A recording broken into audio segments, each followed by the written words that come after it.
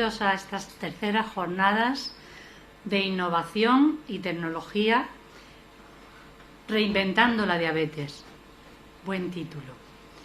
Queremos agradecer al Fondo Europeo de Desarrollo Regional, FEDER, y a la Comunidad Autónoma de la Región de Murcia la cofinanciación comunitaria de estas jornadas, que pretenden promover la alfabetización digital, e-aprendizaje y e-inclusión. Sin duda, esto es una manera de hacer Europa. Tener diabetes es bastante complicado. Hay muchas cosas a tener en cuenta para que el tratamiento de la diabetes sea eficaz. Aunque la diabetes es una enfermedad, si llevas un control estricto de ella, no tienes por qué sentirte enfermo. En ADIRMU, uno de nuestros mayores empeños es que las personas con diabetes tengan una adhesión al tratamiento óptima y así poder evitar los trastornos que ello puede ocasionar, como son la ceguera, las amputaciones, etc. Para que el tratamiento sea efectivo, hay varias cosas a tener en cuenta.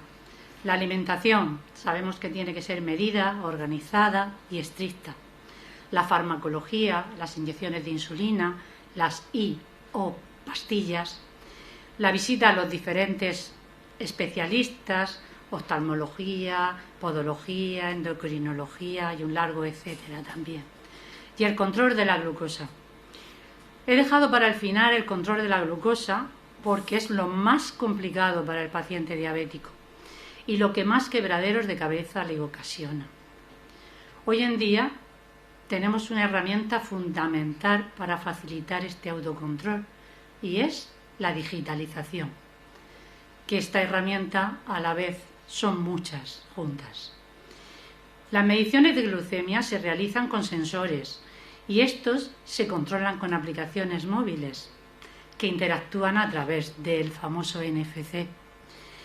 Estas aplicaciones memorizan las glucemias y realizan tablas de control que permiten realizar previsiones para mejorar la glucosa en sangre. También existen aplicaciones para controlar la bomba de insulina, que es un dispositivo que administra la insulina de una forma continuada y mucho más adecuada y similar a la infusión que realiza nuestro páncreas cuando no existe la diabetes.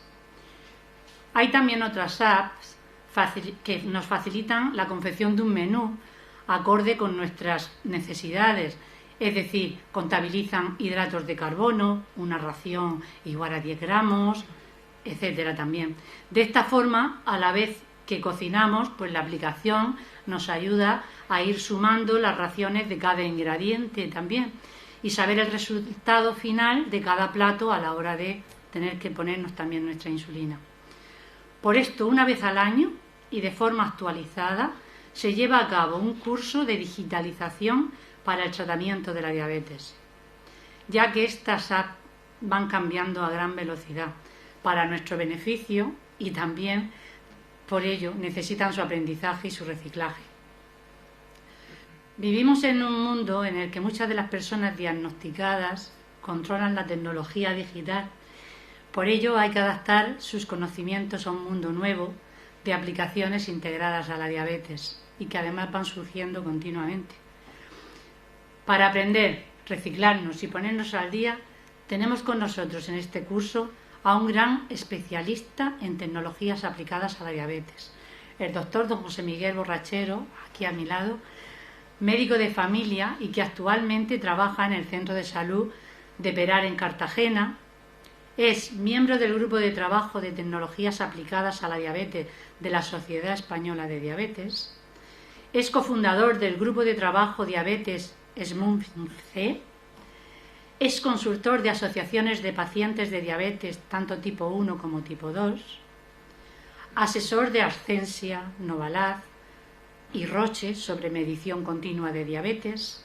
Es educador en diabetes desde hace más de 20 años. Divulgador a nivel nacional e internacional de novedades en diabetes. colaborador habitual de las principales empresas farmacéuticas y que todos conocemos, relacionadas con el cuidado y tratamiento de la diabetes, como Descon, Tandem, Medtronic, Ipsome, Noche, Roche, Abbott, Novo Nordisk, Sanofi, Lilly, Novartis, Janssen y un largo etcétera. Es formador en el uso y manejo del sistema ISTI, las bombas de insulina, y lleva como alrededor de unas 200 en el último año. Es divulgador y colaborador del movimiento Do It Yourself en diabetes tipo 1. Es un gran honor que sea socio de Adirmu y diabético, claro, fundamental. Buenas tardes, José Miguel, y creo que ya todo tuyo. Yo con todo lo que has dicho, buenas tardes. Bueno, hola a todos. De todo eso se resume en que tengo diabetes desde los 3 años, ¿vale? Entonces me he buscado la vida y decidí, digo, mira, pues me hago médico, aprendo de esto y bueno, y la verdad es que he tenido la suerte de encontrar a mucha gente por el camino que me ha ayudado mucho y por eso, pues bueno, mi intención siempre que me llamáis o siempre que me pidáis algo, ya sabéis que yo voy a estar ahí, encantadísimo de estar con vosotros. Yo he tenido unas diapositivas para hacer una presentación, hay tiempo de sobra y yo puedo hablar sin parar, pero la idea no es esa, la idea es, sobre todo el segundo día, voy a dedicar la segunda parte, si es posible, si queréis, a que hablemos entre todos de problemas que tenéis, de dudas que tenéis, en qué puedo ayudaros, buscar soluciones tecnológicas a algún problema que tengáis o simplemente comentaros un poco las últimas novedades. Hoy vamos a repartir el día, a ver si sé cómo manejar esto. Vamos a repartir el curso. Yo, con vuestro permiso, me voy a poner de pie, ¿vale? ¿Aquí estoy bien? Vale. Bueno, esto empieza a pitar y no sé por qué. Vale. Bueno, como veis, este es el programa que os ha llegado a todos. Os voy a decir lo que vamos a hacer. El primer día, hoy, una primera parte, voy a hablar de medición continua de glucemia. Primer concepto que para mí es importantísimo. Y en casi todos los sitios donde voy siempre lo digo, sin datos no hay tecnología. Es decir, si no tenemos datos de nuestra diabetes, el mejor algoritmo del mundo no va a funcionar. O sea, es fundamental que tengamos datos y que tengamos datos de calidad. Y cuando digo datos no me refiero de glucemia. Datos de glucemia ya están habiendo medidores continuos que lo van a dar. Estos medidores continuos, como veremos más adelante, bueno, os lo nombraré, van a asociar otra serie de medidores. Van a hacer medidores de ácido láctico, medidores de cuerpos cetónicos, medidores, etcétera. Todo eso va a servir a los algoritmos para poder detectar el gran problema que tiene a día de hoy la tecnología. Es que aunque tenga un dato muy bueno, la insulina tarda un tiempo en hacer efecto, tarda un tiempo en eliminarse y la medición continua de glucemia intersticial muchas veces va con demora, sobre todo cuando hay mucha variabilidad glucémica. Esos conceptos que estoy seguro que lo sabéis ya, los vamos a ir desgranando. En cada parte de las presentaciones vamos a ir de menos a más. Es decir, habrá cosas al principio que son muy obvias, como que es un medidor continuo, de qué está compuesto, etcétera, para luego hablar de los que existen ahora mismo en España, en el mercado de España, y las características fundamentales de cada uno. Y mañana pues os diré lo que viene. El futuro, nunca me gusta hablar de futuro en diabetes porque llevo hablando de futuro en diabetes mucho tiempo y a día de hoy aún muchas de las cosas que digo no están. Parece que algunas sí, pero muchas otras no. Entonces voy a hablar de lo que va a haber el año que viene o dentro de 2 años. Y además muchas veces crea frustración porque estar hablando de todo lo que hay y qué es lo que me llega a mí. Para eso están las asociaciones y otros sitios, para pelear porque la tecnología nos llegue la última, o si no la última, la penúltima. La última nunca es buena, pero la penúltima sí, que nos llegue la penúltima, ¿vale?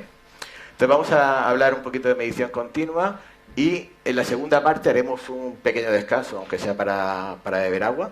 Y la segunda parte de bombas de insulina, sistemas lazo cerrado y las que actualmente hay y las que tenemos en Murcia, las que podemos elegir. Y bueno, hablaremos de otra que no tenemos en Murcia, pero que en España está muy generalizada y hace poco estaba aquí, por si en un futuro concurso entra o no, pero bueno, por lo menos que conozcáis que está. Pues sin más, entramos a hablar de los medidores continuos en tiempo real y medidores continuos a demanda. El primer concepto yo creo que está claro. Uno es, necesitas pasar un dispositivo, ya sea un smartphone o la consola con NFC para que haga la lectura, y otro va por Bluetooth, directamente le va mandando continuamente los datos de glucemia. Esta diapositiva la uso un montón, la voy cambiando de color, de forma y tal, pero al final siempre es la misma. Y viene a decir lo que os he dicho. Para mí, yo me puse la primera bomba, me puse la bomba de insulina hace estamos en el 22, pues 23 años. O sea, en ese momento no había nadie o que yo conociera, nadie llevaba bomba de insulina en Murcia. Me fui a Asturias, a Gijón, y allí me la puse. Y antes de que saliera la medición continua en España, entré en un ensayo clínico con Dexcom G4 para probar la medición continua. Y para mí esta frase es fundamental. La medición continua supuso un cambio en la vida de las personas con diabetes tipo 1, son lo equivalente al descubrimiento de la insulina. No lo digo yo. O sea, esa frase está muy en boga, o muy defendida por muchas de las personas que creemos en la tecnología de la diabetes. Si no hubiera medición continua, de todo lo que vamos a hablar hoy, de todo lo que vamos a hablar mañana, incluso de todos los descubrimientos que se están haciendo en fisiopatología de la diabetes, etcétera, aunque no es solamente en lo que son los hardware de diabetes y los algoritmos, sino en todo lo que tiene que ver con la fisiopatología, el por qué pasan las cosas, cómo influye la variabilidad glucémica, todo eso no lo sabríamos. Por lo tanto, para mí es fundamental la medición continua, y vamos a dedicarle un tiempo importante del curso a hablar de qué es esto la medición continua. Como hemos dicho antes, o como se ha dicho antes, la glucosa se puede medir de varias formas, el control glucémico. Bueno, para hacerlo más ameno, contaré alguna anécdota y tal. Yo cuando comencé con diabetes, tenía 3 años, fue en Madrid. Antes la glucemia se medía por tiras de orina. O sea, mi madre, para ponerle en un pedestal, ella fue la que consiguió, a base de muchísima educación diabetológica, mantener un control de un niño con 3 años con diabetes y que solamente sabía cómo tener azúcar midiendo la tira de orina. La tira de orina a día de hoy ya no se usa para medir el control glucémico, sí se usa para muchas otras cosas, sobre todo para medir la cetonuria y sobre todo para medir la proteinuria, para medir el daño renal que se puede producir en la diabetes y saberlo antes de tiempo.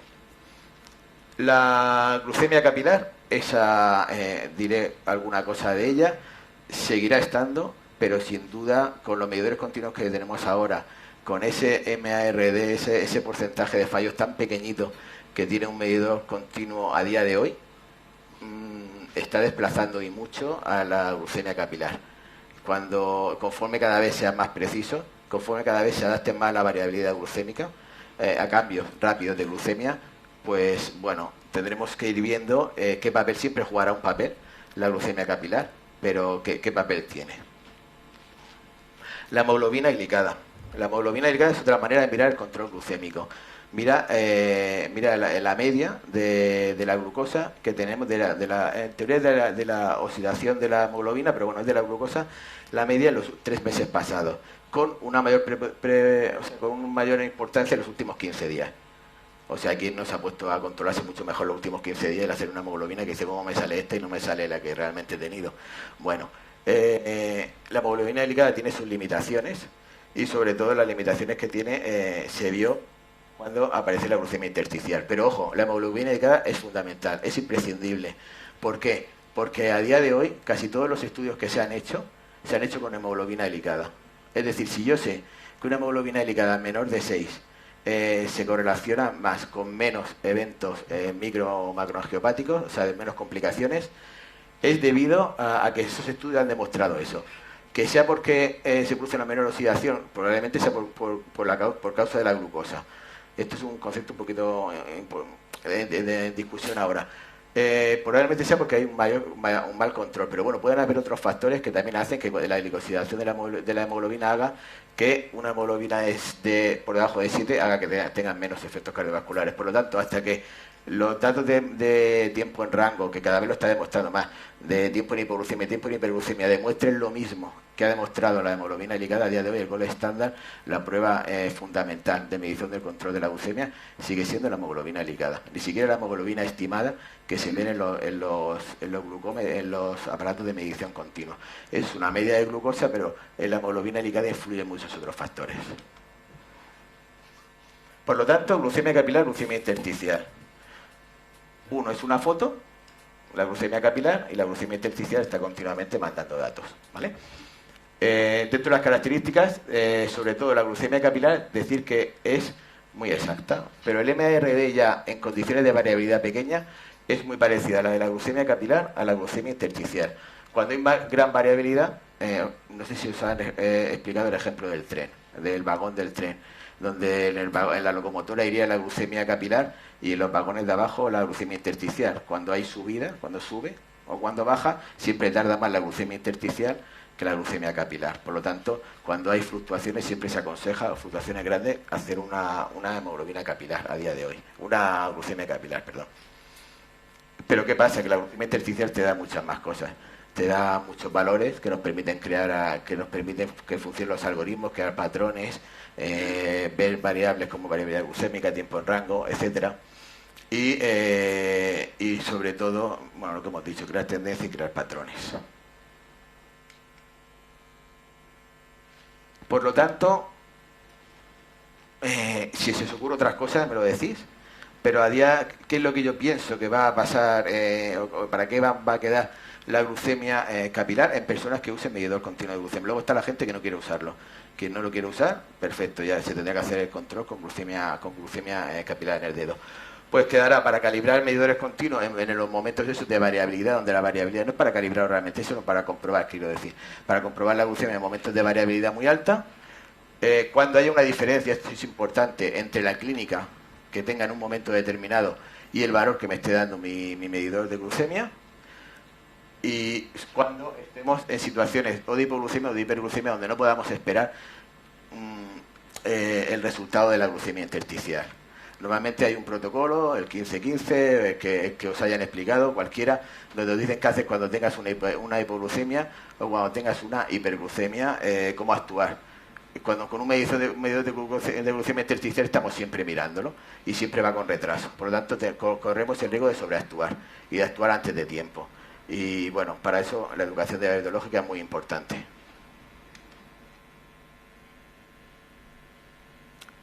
Bueno, y sin más, nos metemos en lo que sería los medidores de glucemia. Y esta foto no es casual. Tenéis la foto de los dos medidores que más hay actualmente en el mercado, más se venden, y probablemente ahora con la introducción del Dexcom ONE, que ahora hablaré, junto con el Freedom, y que aún no, pero yo creo que va a empezar a estar en la posibilidad de prescribirse, pues va a haber una competencia, y entonces vamos a tener dos tipos de medición. Una, el Freestyle, que lo veremos, y este que es el dispositivo de Dexcom. Es igual Dexcom ONE que Dexcom G6, y bueno, ahora saldrá Dexcom G7, que también diremos algunas palabras, hoy o mañana, no lo sé, como queráis. ¿De qué está compuesto un medidor de glucemia intersticial? Yo creo que esto todos los que lo usáis lo sabéis. Bueno, por un lado, deciros por qué se llama glucemia intersticial, porque está en el intersticio. ¿Y qué es el intersticio? Es el espacio que queda, si hacemos un corte en la piel, tendremos arriba lo que es la piel, la capa superficial, luego tenemos un tejido, que hay un líquido y unas células, que es el tejido celular subcutáneo, y ahí está el líquido intersticial. Y abajo los capilares.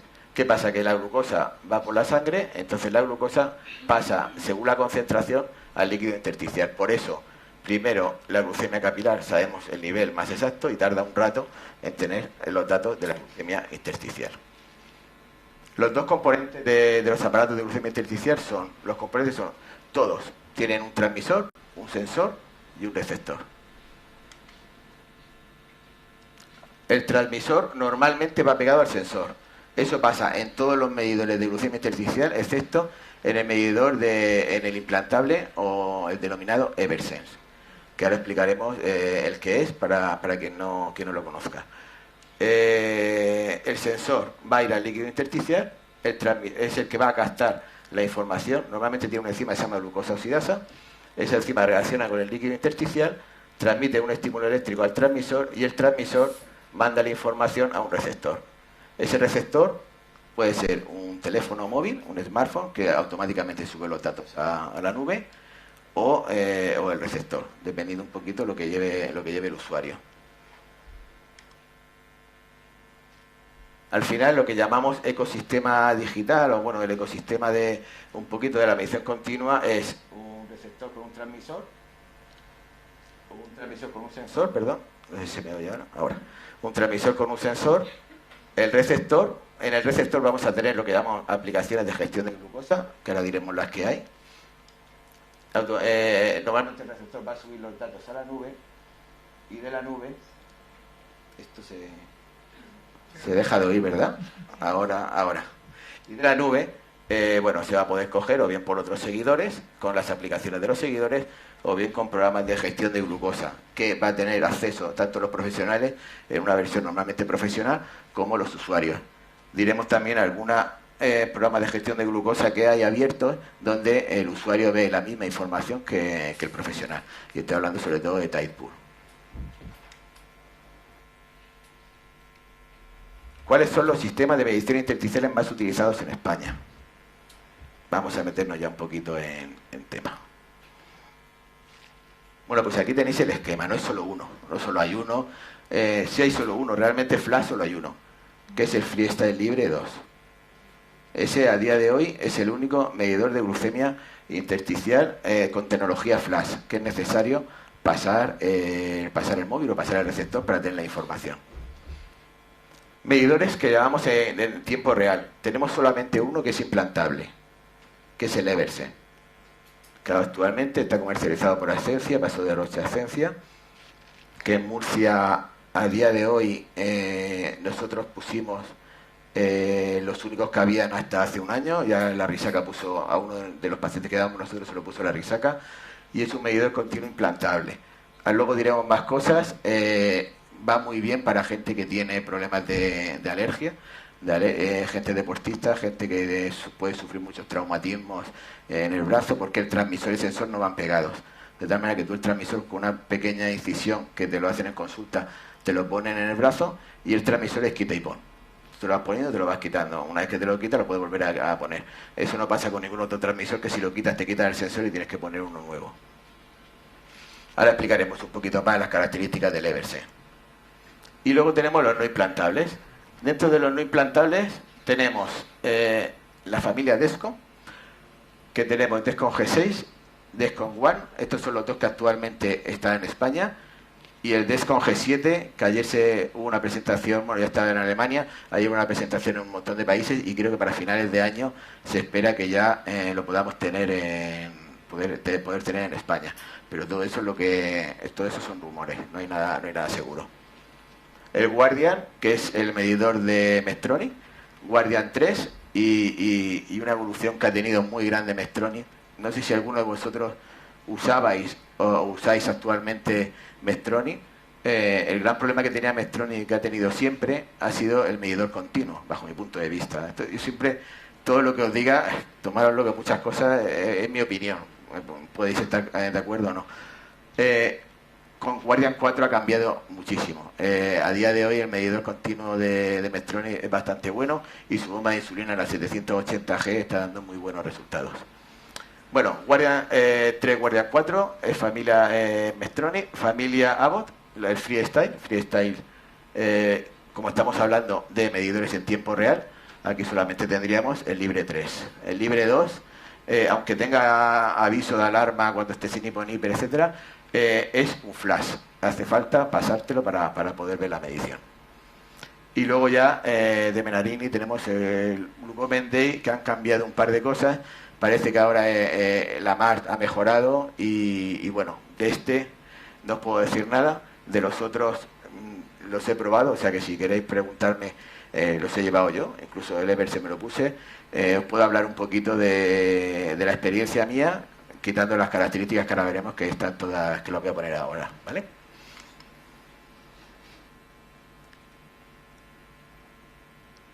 Vamos a ir de uno en uno. Bueno, a todo eso, si queréis parar, preguntarme algo en cualquier momento, paramos, ¿vale? Yo es que empiezo a hablar, y me da la sensación que voy a acabar ya, pero bueno. Bueno, vamos a ver. El Eversense, mirad. Consiste, a ver si mañana, yo creo que tengo uno en casa, si me lo puedo traer, ¿vale? Y lo vemos entre todos lo que es, lo tocáis. y veis lo que es. Lo que llevas en el brazo, normalmente se pone en el brazo, es donde está indicado ponerlo, en el mismo sitio que va el free. Es una especie de cápsula pequeñita, muy pequeña, del tamaño, ahí se puede ver en esa foto perfectamente.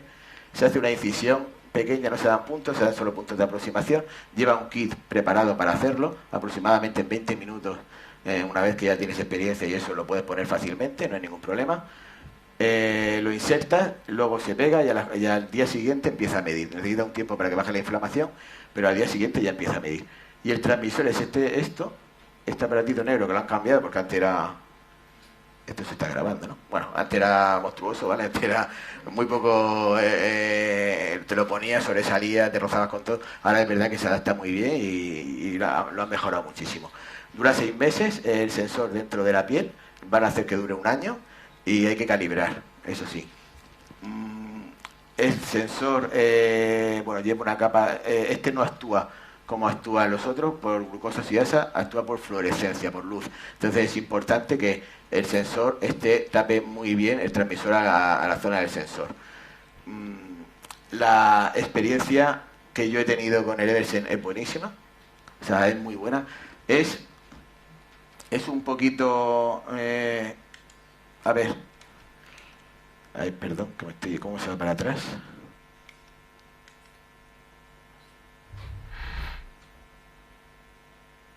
Ahora, vale.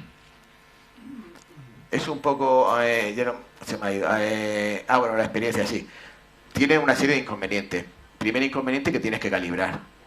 No estás ya acostumbrado a calibrar un aparato de medición continua. Y segundo, que tienes que cargarlo tienes que cargarlo cada cierto tiempo. Realmente se aconseja que todas las noches, todos los días mientras te duchas lo pongas a cargar. Eso, conforme pasa el tiempo.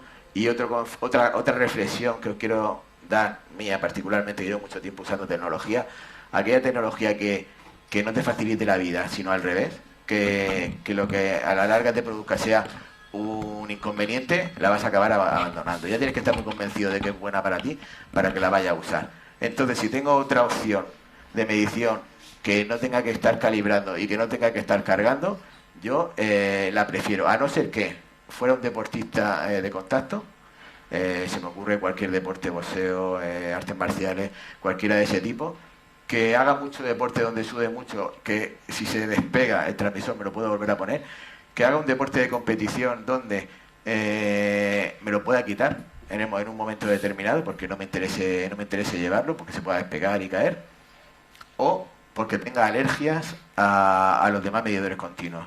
No sé si la gente es una faena cuando empiezas a hacer alergia a la medición continua, y aquí tenemos una solución que es muy buena. La primera persona que le pusimos el Eversen fue ella la que me llamó y me lo pidió y me dijo: José Chu, sé que ya está el Eversen, quiero ponérmelo. Y yo le dije: hombre, espérate, espérate, yo tampoco tenía mucha experiencia, lo había visto en los congresos, pero bueno, estaba decidido, se lo pagó y se lo puso. ¿Por qué? Porque él había hecho reacción, hizo primero reacción al Free 1, luego se puso ya Descon, probó todo, volvió otra vez y la medición continua no le valía. Ya la reacción, ya una vez que hace reacción a uno, normalmente es muy fácil que hagan los demás. Entonces quería probar y a día de hoy sigue llevándolo. Este es el tercero o el cuarto sensor que se ha puesto ya. Por lo tanto, si en esos casos es una opción y la tenéis, y que sepáis que en determinados casos podéis pedirla y normalmente os la aprobarían. ¿Qué tipo de sujeción lleva eso? ¿De sujeción? Sí, es el mismo, tiene dos opciones. O ponerle un parche, que es un parche doble, se pega por un lado y por el otro es por un lado el transmisor y por otro lado la piel. Ese parche, como se cambia todos los días, es un parche que deja transpirar mucho más la piel. Entonces la piel la cuida mucho más que los medidores tradicionales, que los tienes que llevar 10 días y llevan una serie de sustancias que pegan mucho. Pero también lo puedes poner con un brazalete. Yo cuando hablaba con esta persona, él me decía que lo que hacía era que se lo quitaba a veces. Es decir, cuando veía que la piel le irritaba y tal, se lo quitaba, y como luego se lo podía volver a poner, se lo ponía. A lo mejor una tarde veía que estaba mal eso, se lo quitaba y luego se lo volvía a poner. Y así ha aguantado, vamos, sigue, ya te digo, a día de hoy sigue. Volvió a intentar ponerse otra vez, en este caso creo que fue el G6, y volvió a tener problemas de enseguida de irritar la piel y tal. O sea que sí que es verdad eso, y luego que el parche, por lo que sea, debe tener, yo creo porque deja transpirar más la piel, pero debe tener alguna sustancia también a lo mejor. Sigue con el 2, tenía una sustancia que podía producir mucha irritabilidad, pero se la quitaron, con el Freestyle 2, se la quitaron, o sea que a día de hoy yo creo que la composición del parche del 2 en comparación con el Descon o con cualquier otro son muy parecidas. Con este no, con este deja transpirar más la piel. Esa es la explicación que nos dieron, ¿vale? ¿No deja mucha cicatriz la implantación? Para mí deja poca. A lo mejor para otra persona deja mucha. Quiero decirte, es muy pequeñita. Luego depende también lo habilidoso que sea quien se lo ponga. Normalmente, como no ponemos muchos, suele venir una persona de la casa, en este caso de Ascencia, Antera de Roche. Es una enfermera que va por toda España y que nos ayuda a hacer la inserción y a quitarlo. Bueno, nosotros nos ayuda al principio y luego ya no. Entonces depende mucho también de la habilidad y de cada persona, de la reacción que tú puedas hacer a eso. Pero a ver, como el anticonceptivo este que usa mucha gente, es que es igual, que se lo pone, lo deja en depósito ahí, solo que nada, requiere una pequeña incisión, ya digo, además son puntos de aproximación. La cicatriz es mínima, pero sí que es verdad que hay gente que ve la cicatriz y no le gusta. ¿Se puede poner en cualquier parte del cuerpo? ¿Que puede ser solamente... La indicación es esa. Y el problema es que no es como otro, que tienes tus indicaciones con cualquier medidor de glucemia intersticial, pero te la pones donde quieres. Es decir, ahora de ponértelo nadie se va a fijar si te lo pones debajo del muslo, en el muslo, en la parte de dentro y tal. Pero aquí te lo va a poner un profesional sanitario. Y entonces tienes que hablar con él y tiene que querer ponértelo en una zona que no esté indicado. No solemos poner problema, pero bueno. Esta zona para mí es la mejor, en todos los medidores continuos, es la que más se ve, sí es verdad. Pero como fiable y como... A mí me gusta mucho. Vamos, llevo aquí, lo llevo 2 años, que me lo tengo que quitar ya. Se quita a los 6 meses, pero me lo dejé. Llevo el Descon G6 aquí y el Descon One aquí. O sea que ahora mismo estoy probando... Uno ya no funciona y los otros 2, ¿vale? Bueno, vamos, broma aparte, vamos a seguir, va.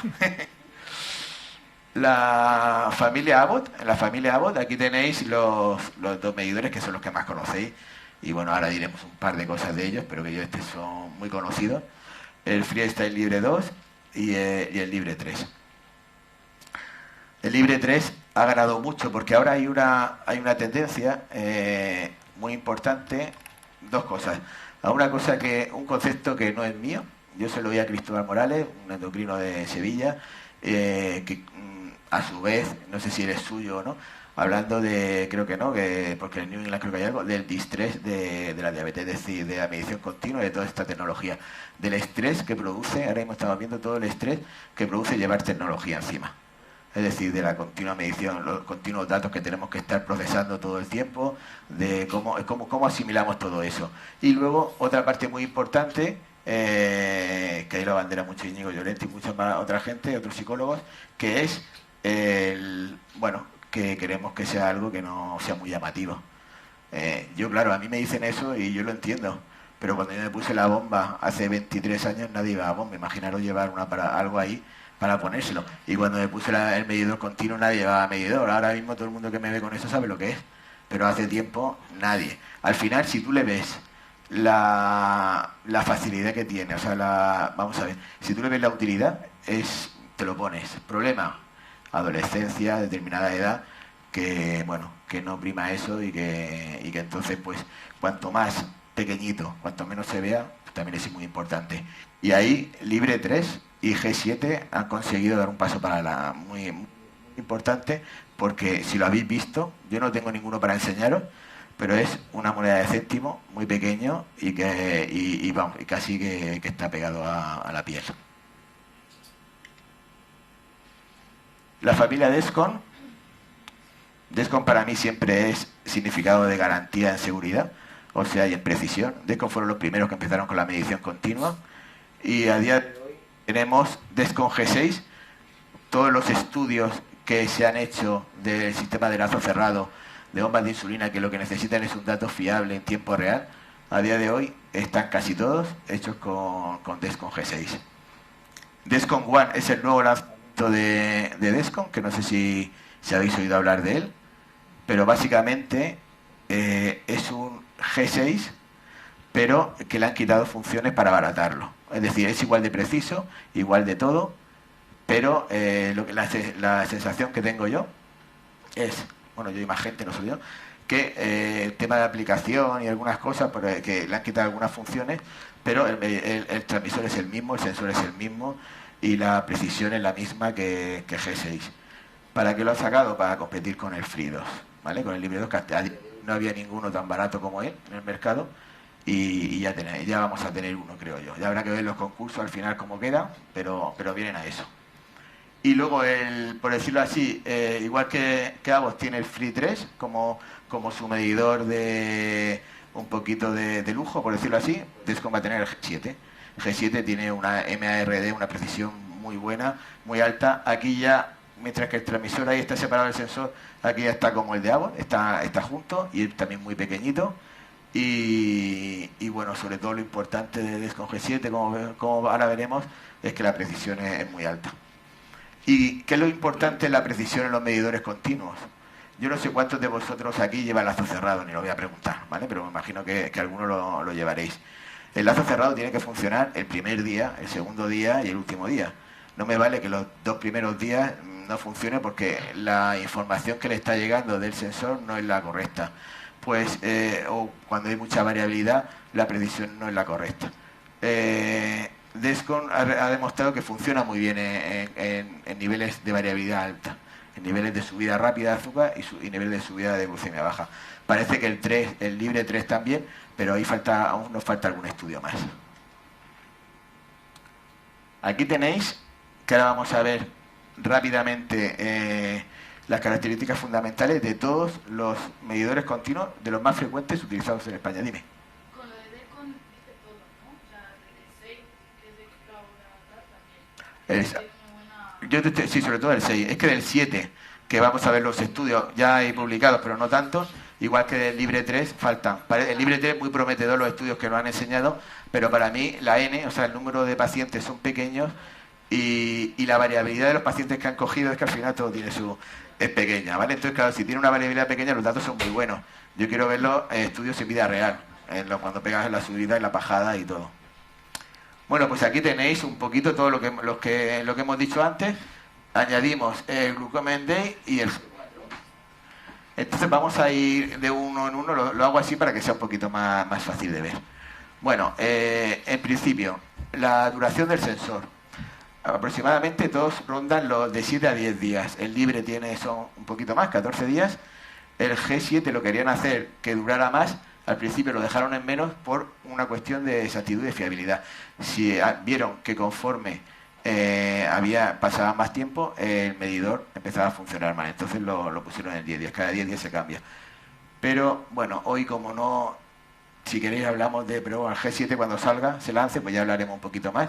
Porque aunque sea así, han puesto la opción de prolongar los días de tal manera que tú te puedes cambiar un G7 siguiendo utilizando el otro.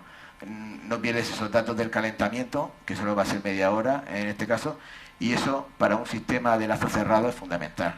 O sea, es fundamental porque 2 horas que estás con el lazo cerrado y que no tienes que estar esperando. La edad es esta, aunque, bueno, luego veis que se ponen sistemas de medición continua en edades más pequeñas, ¿vale? Pero la edad realmente aprobada es esta, la de más pequeños son Descon, que lo tiene a partir de 2 años. El calentamiento, pues bueno, los Descon son 2 horas, los Libre 1 y Glucomen Day está en medio, 45 minutos, 30 minutos el G7. Si luego queréis alguna diapositiva, alguna cosa, yo las dejo todas, ¿vale? Que no tengo ninguna pega, me lo decís y os las colgamos en algún sitio.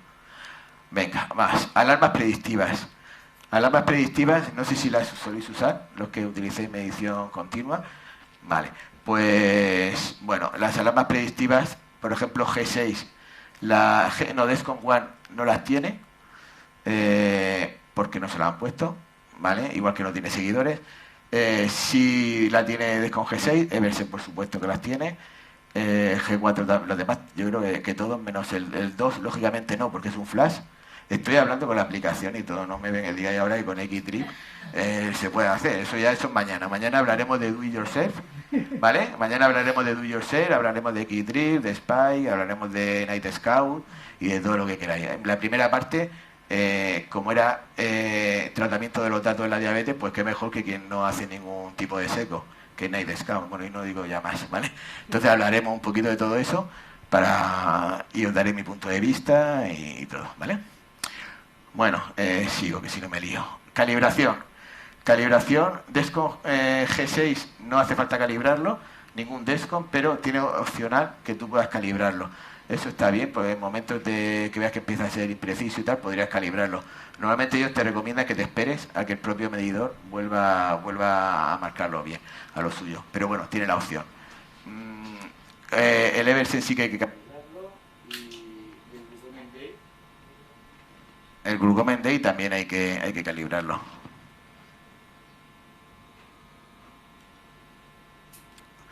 La precisión. Cuando un medidor de glucemia intersticial tiene una MART, que es un índice de fallo, es un porcentaje de fallo en comparación con la prueba gold estándar, que en este caso es la glucemia sanguínea de laboratorio, no la que se hace ni siquiera en el dedo, sino es un método de laboratorio, ¿vale? Cuando está por debajo de 10, la MAR es por debajo de 10, ya te permite la FDA, ya da aprobación para que se puedan tomar decisiones basadas en el resultado que da el medidor. Si os acordáis, para los que llevéis más tiempo en esto, no siempre ha sido así. Si había una época en la cual, aunque algunos lo hacíamos, te decían que cuando tuvieras un dato siempre tenías que comprobarlo con glucemia capilar antes de tomar una decisión. Eso ya ha cambiado y si os dais cuenta todos están por debajo. ¿Por qué? ¿Qué es lo más importante? Que ese dato no lo he traído, lo podría haber traído. Es el porcentaje 25-25, 15-15, es decir, en momentos de variabilidad glucémica, cómo se comportan los diferentes medidores de glucemia intersticial. Fijaros que estamos hablando ya de eso, o sea, una precisión ya brutal. Antes era solamente lo primero, que nadie llegaba a 10. Ahora ya todos llegan a menos de 10 y ya buscamos la excelencia. La excelencia es ver qué pasa los primeros días. Los primeros días es cuando más falla en los medidores continuos y los últimos días. Pues los primeros días ver cómo se comportan y en momentos de variabilidad glucémica alta y baja. Ahí todos los datos, bueno, están son favorables un poquito al G6, pero Libre 2 y Libre 3 también los tiene bastante buenos. Y sobre todo Libre 3, los datos que están publicando están saliendo bastante bien. Estas son las plataformas de descarga habituales de la casa comercial de cada uno de ellos. Las plataformas en sí son, bueno, están bastante, los datos son muy parecidos, los que dan unas con las otras, tienen su interfaz diferente, algunas más bonitas de ver, otras más fáciles, más rápidas, pero al final la información prácticamente es la misma. Unas están más abiertas a los usuarios, que pueden ver casi todo, y que yo creo que ya la mayoría va a ser así, porque la información la tenéis que tener también vosotros, y otras tienen más, algunos parámetros más para profesionales. Y lo último ya es la unión con bomba. De todas las que hay aquí, Guardian 4 y Guardian 3 tiene unión con bomba, y el Descom G6 también. Los demás, a día de hoy, aunque la tendrán y tal, no se una bomba, ¿vale? Todo estamos hablando a nivel oficial. No estamos hablando de si luego te montas tú un do it yourself o te montas cualquier otra cosa, ¿vale? A nivel oficial no. La única es G6. G7 lo va a tener seguro porque ya está trabajando con bombas. El Free 3, el Libre 3 también.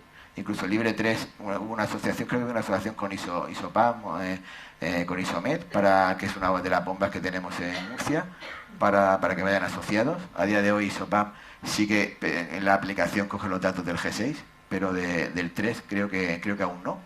Pero está cerrado el trato. O sea que al final todos estos medidores, la idea es que acaben todos integrándose a una bomba de insulina. Bueno, eso es lo que tenemos, la foto de todos los medidores que tenemos, que hay en España. A todos en teoría deberíamos de poder tener acceso, a unos financiados por el Servicio Murciano, otros no. y en algunos nos pondrán más pegas para conseguirlos que otros, ¿vale? Entonces, ¿qué hacemos con los datos generados con los medidores continuos? ¿No? Si tengo un medidor continuo, tengo que saber qué hacer ahora con él, con esos datos que nos van llegando. Fijaros, cuando me puse yo el medidor, en este caso fue el G4, que era el único que había, no existía el flash aún. La persona que me lo puso, amigo mío, Ramiro Antuña, es un endocrino de Gijón, me llamó y me dijo, mira, estamos haciendo esto, estamos haciendo un curso para enseñarte un poquito lo que es la medición continua. Y te digo, mira, Ramiro, estoy súper liado, como siempre. Digo, el curso no puedo hacerlo. Dice, hombre, el curso es importante, aunque tú sabes de esto. Dice, yo lo he visto en los congresos, me mandan la información, me la leo. Dice, bueno, solo te voy a decir una cosa. Digo, venga, dime. No, no sé lo que pita. Dice, os tengo que decir, solo te voy a decir una cosa. Digo, que no sobreactúes. No sobreactúes. Tienes que aprender a interpretar el valor de la glucemia intersticial. Y lo peor que hay es sobreactuar. Y estoy hablando de hace muchísimos años, cuando esto empezaba. Ahora sigue siendo igual. O sea, el agobio, la ansiedad, el estrés que genera tener el dato continuo, el querer estar en 100 o en 90 siempre, el querer no tener ni una curva hacia arriba. Hablando con Serafín Murillo, lo conoceréis alguno por tal, diciendo, muchacho, cuando se come, el azúcar tiene que subir un poco. Digo, vale que no, pero no tiene que ser una curva plana. O sea, no sobreactuéis porque la tecnología lo peor que puede llevar es que nos dificulte aún más la calidad de vida. Si lo que tenemos es que tener una buena calidad de vida ahora y dentro de 50 años, pero ahora también. Entonces es muy importante una educación, y sé que aquí hay algunas enfermeras y tal, una educación en diabetes y en diabetes y tecnología. Lo que pasó con el Libre 2 es que se puso el Libre 2 a todo el mundo y faltó tiempo para educar. Luego se ha retomado todo eso, pues que no pase, que no siga pasando. Es muy importante que tengamos programas de educación en diabetes y tecnología y programas que estén ya estructurados y integrados dentro de la cartera de servicios y todo lo demás, que a día de hoy no en todo sitio está. Bueno, enseguida me voy liando. ¿Qué hacemos con los datos generados por los medidores continuos? Los medidores continuos, los datos los va a dar en dos sitios. Uno en el móvil, o en el smartphone, en el receptor, y otro en las plataformas estas. Vamos a ver cuáles son las aplicaciones de gestión de glucosa que tenemos. No me quiero alargar demasiado. Bueno, aplicaciones móviles para las personas con diabetes. Mirad, bueno, esto es deciros lo que ya debéis de saber, ¿no? Abbott tiene dos, la Libre Link y la Freestyle Libre 3. Son los dos que lleva el usuario, que lleva el medidor intersticial. Descon tiene las suyas, Descon tiene el Descon G6, Descon One, y me imagino que le llamarán Descon G7, pero como aún no está, yo lo he dejado en blanco. Y lleva otra que se llama Clarity. Clarity es la que lleva un acceso desde Descon One, por ejemplo, pero Clarity es la que te permite ver los datos retrospectivos, es decir, la que te hace la curva GP, la que te mira cómo has estado en los días anteriores, etcétera. O sea, las dos las puede llevar en el móvil el usuario. Estos son un poquito, bueno, este es el aplicador, por si no estáis familiarizados, el aplicador de Descon es este, y está integrado a día de hoy con relojes, con el smartphone y con todo. Y aquí tenéis lo del Free, que eso sí que lo sabéis más. Lleva un sistema de interpretación de flechas. Las flechas miden la tendencia. Entonces, según cuanto más vertical es la flecha, tanto para arriba como para abajo, más rápidamente está fluctuando la glucemia, o más rápidamente está subiendo, o más rápidamente está bajando. Y un sistema de color. En Descon es lo mismo, solo que es un círculo y una flecha. Entonces, según cuanto más vertical sea, hay más flechas, más rápido, y cuanto más es más bajo, más rápido. Pues ya hay gente, los más avanzados en todo esto, que ya dudan un poquito de la importancia de las flechas. Dice que las flechas son importantes, pero que muchas veces nos lleva a equivocación si no miramos la gráfica. Es decir, es muy importante a la hora de tomar una decisión en una glucemia, sobre todo si la ves en un momento determinado. Imaginaros que es lo ideal. Lo ideal no es estar viendo el móvil todo el rato y decir, bueno, hace 5 minutos tenía 112 bajando, pero luego a los 5 minutos tenía 114 subiendo, luego a los tal, no. Vamos a mirar la gráfica, vamos a ver si cuadra, o sea, si se parece el dato de la medición a la tendencia que pone, y si es así, es correcto el dato y actúo. Y si no, me espero. Nunca hay que sobreactuar y actuar antes de tiempo con un dato de medición de glucemia intersticial. Si estoy con 112, flecha bajando y me encuentro mareado, pues actúa, no esperes, ¿vale? Pero si estás bien, ¿por qué vas a actuar? Bueno, esto es el ejemplo típico de qué pasa cuando tengo 112 y está subiendo. Cuando alguien no estaba al principio, cuando empezó la medición, siempre dábamos el típico ejemplo para que se viera un poquito la importancia de los datos de la glucemia intersticial. Bueno, si es una flecha vertical, eso significa más o menos que sube a unos 2-3 miligramos por decilitro minuto, por lo tanto significa que a los 10 minutos, si no hago nada, estaré en 142 subiendo y a los 30 minutos en 202. De glucemia intersticial, posiblemente glucemia capilar, aquí ya esté en 230 o 140, ¿vale? Y al revés igual. Al revés, si tengo una flecha ahora que baja más despacio, ya sé que si tengo 112 bajando y no voy a actuar, bueno, y no voy a actuar, aquí influiría muchas más cosas. La insulina a bordo que tenga, si he hecho ejercicio, si no he hecho ejercicio, si he comido, si no he comido. Pero bueno, en condiciones basales, que no interfiera nada, solo la glucemia, pues si lo dejamos evolucionar nos va a meter en hipoglucemia. Intentemos actuar antes de llegar aquí. Y todo eso... Hay tablas publicadas de cómo se debe hacer, cómo no se debe hacer, cuánto debes de comer, cuánto tal. Bueno, normalmente yo creo que eso hay que individualizarlo mucho en cada persona y trabajar con ella para ver cómo actuar ante los determinados valores. Sobre todo en niños. En niños los padres sí que les gusta mucho saber, y yo lo veo normal, saber qué tienen que hacer exactamente cuando hay un valor. Un adulto a lo mejor, pues nosotros nos podemos controlar un poquito más fácil, pero un niño, el padre sí que quiere saber ese dato. Muchas veces ese dato no es tan objetivo, pero bueno, sí que nos podemos aproximar bastante. Educación diabetológica en tecnología. Bueno, y en nutrición, importantísimo, pero bueno, ya sería otro tema. ¿Cuáles son las aplicaciones móviles que tiene Abbott? Freestyle Link, Freestyle Link App, que son las del seguidor, y bueno, y el Libre 3, que tiene una aplicación diferente, que es la Libre 3. Normalmente en la misma aplicación vamos a ver la gráfica AGP, que es la medida ahora la veremos mejor en la gestión de datos, cómo es.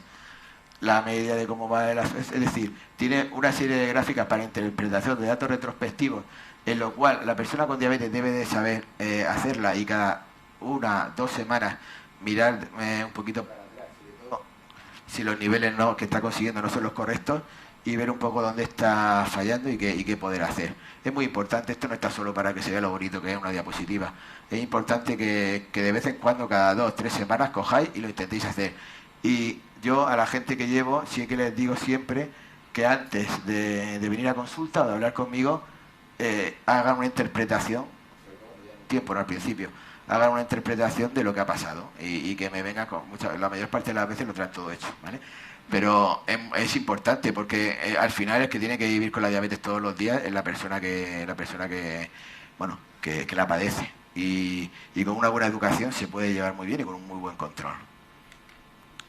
Descon, aquí tenéis las aplicaciones Descon G6, Descon One, según el medidor que llevara. Además tiene que llevar Descon Clarity, o sea, debe llevar Descon Clarity para ver todos esos gráficos que hemos visto antes. Y el seguidor lleva una que se llama Descon Follow, que a su vez puede llevar también Clarity para llevar la misma información de Clarity que lleve el usuario. Y de esa manera poder ver todo eso.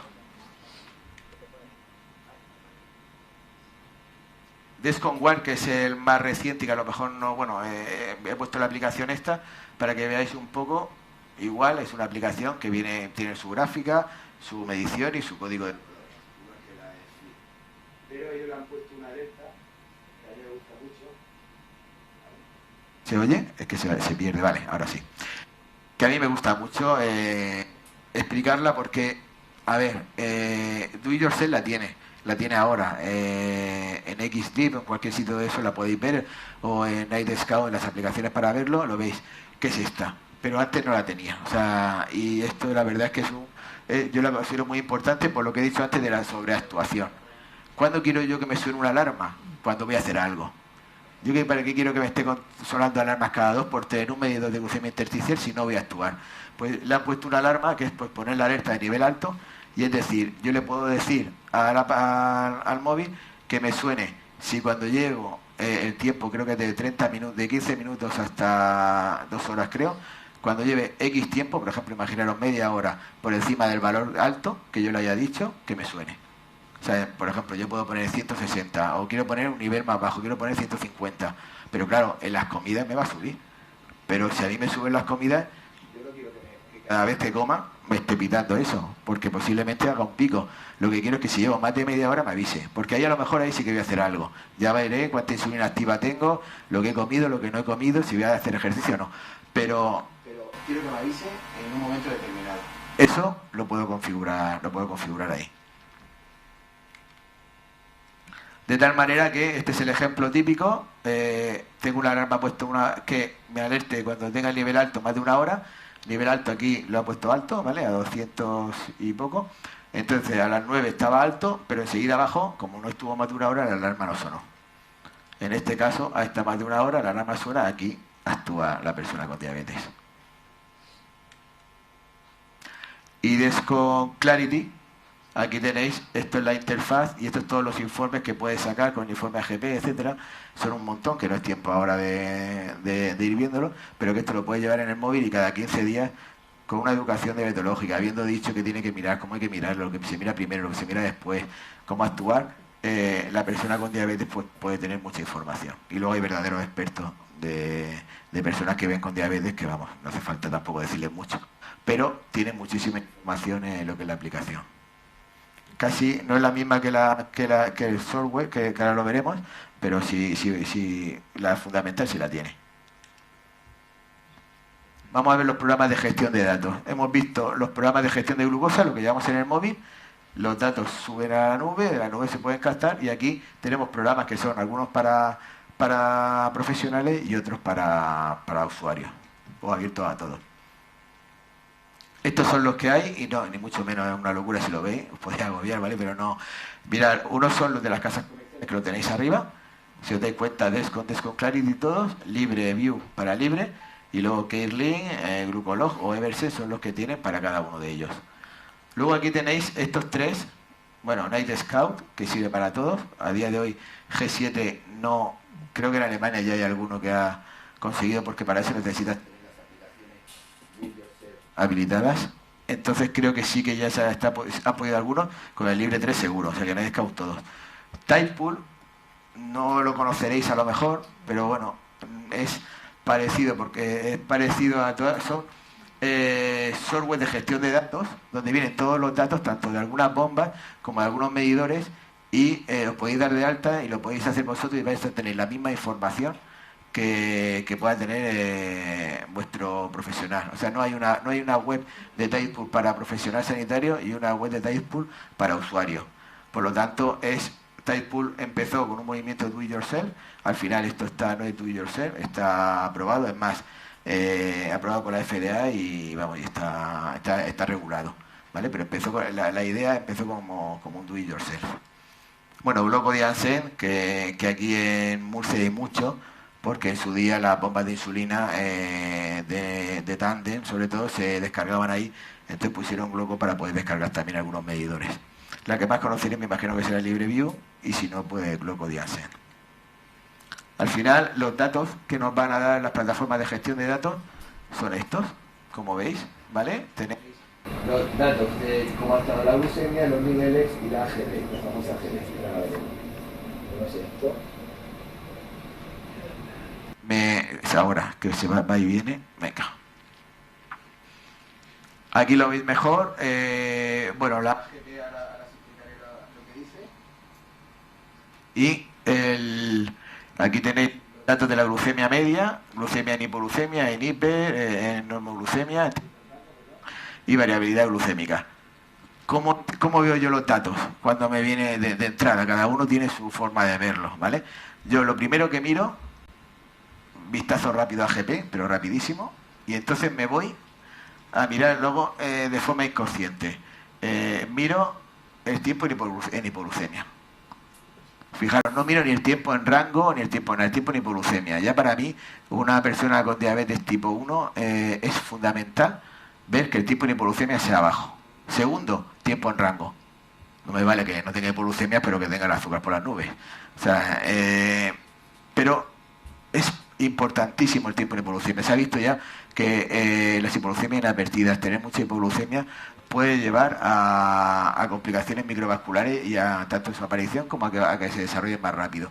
Por lo tanto, el tiempo en rango estoy seguro que cualquier persona con diabetes va a estar atento de estar siempre bien, pero muchas veces no nos fijamos en el tiempo de hipoglucemia. Tiempo de hipoglucemia, tiempo en rango, variabilidad glucémica y luego ya miro la media de la glucemia. Esto lo hago, se hace rápidamente y luego ya vas despacio otra vez a ver la AGP y a ver día a día a ver cómo ha ido. Al final la AGP es esta curva donde veis que tenemos en un lado la glucemia media y luego se va concentrando los datos en determinados colores. Lo que buscamos de una gráfica AGP es que esté en rango primero y que sea lo más estrecho posible todo este sombreado. Que los datos están muy cerca de la media, porque cuanto más amplio sea, más variabilidad glucémica. Aquí se ve, aquí vemos fácilmente cómo en estas horas que en el desayuno y aquí en la cena, pues algo está pasando, ¿vale? ¿Qué consideramos un buen control glucémico? A ver cómo vamos. Vamos bien. Bueno, consideramos un buen control glucémico. Estos son los valores que la FDA nos indica, pero vamos a verlo mejor en la otra diapositiva, en esta, ¿vale? Tiempo, estos son valores ya estandarizados de la FDA. Como todo, estamos empezando con la glucemia intersticial, ya lo hicimos con la hemoglobina ligada hace tiempo. Ahora mismo estamos dando unos valores de tiempo en rango y de hipoglucemia, etcétera, muy genéricos. Yo creo que cada vez más se empezará a individualizar esos valores. Porque, por ejemplo, para mí, una persona que tiene una retinopatía diabética o que tiene una microangiopatía o cualquier otra cosa, es muy importante que no esté en hipoglucemia y que no esté en eso. Entonces, ahora mismo esto es lo básico, ¿vale? Y en un lado tenéis el tiempo en rango en miligramos por decilitro, que consideran tiempo en rango entre 70 y 180. Eso supone que más o menos más del 70% del tiempo, el tiempo en rango al día, supone que 16 horas y 48 minutos hay que tenerlo en esas cifras para cumplir ese objetivo. Cuanto más, mejor. Por debajo de 70 deben de ser menos del 4% de los datos, que son 58 minutos aproximadamente. Por debajo de 54, fijaros que poco. 14 minutos, es decir, o ninguno. Lo ideal es que no sea 0. Por encima de 180, menos de un 25%, 6 horas. Y por encima de 250, cuanto menos tiempo se esté, mejor. Aquí dice menos de un 5%. Es decir, en hipoglucemia por encima de hiper e hipo, por debajo de 54, cuanto menos tiempo, mejor. Hay que evitar que sea 0, o prácticamente 0. Y luego lo otro, cuanto menos tiempo, mejor. La variabilidad glucémica debe estar por debajo del 36%. Luego hay gente que es mucho más exigente, o podemos ser más exigentes con algunas personas con diabetes que con otras, pero aproximadamente esto es lo que está considerado en un intervalo de 14 días que se considera como control óptimo. Recordad que control óptimo es una hemoglobina ligada por debajo de 7. ¿Vale? O sea que eso es control óptimo. Ya, si quieres un control mejor, puedes subir tiempo en rango y bajar lo demás. Lo que has dicho antes, algo sobre el 6% que tampoco interesaba estar siempre en el 6, me pareció. No sé, lo que quiero decir que si para tener un tiempo en rango... No, perdona, me refiero a la glicosilada. La glicosilada. No, la hemoglobina ligada por debajo de 7 se considera un buen control. Control óptimo es por debajo de 6,5, pero bueno, cuanto más baja la tenga. No, lo que he comentado antes a lo mejor es que hay determinadas personas que en su es que no quiero decirlo tampoco, eso no es muy malo, es decir, que intentan tener la glucemia siempre en niveles de 90 o de 80, a lo mejor te refieres un poquito a eso, o niveles bajos de glucosa, que cualquier pico se agobiaba mucho, ¿vale? Entonces, yo lo que decía era que tampoco se sabe hasta qué punto es fisiológico el no hacer picos, por ejemplo, después de comer. O sea, los picos después de comer, pero no picos que te suban alto, pero un pico que te suba la glucemia un poco. Es decir, tú ver una curva, lo habréis visto a lo mejor en alguna red social de gente que publica las típicas gráficas rectas, planas, todo eso. Esa gráfica está muy bien, pero no está demostrado que eso sea más fisiológico que una gráfica donde haya los pequeñas hiperglucemias postprandiales, lógicamente siempre controlado, con niveles por debajo de 140 después de comer, ¿vale? Pero lo que me refiero a eso, que a veces un control muy exhaustivo no debe ser a expensas de tener hipoglucemia, ¿vale? O sea, yo prefiero... Claro, el 6 está...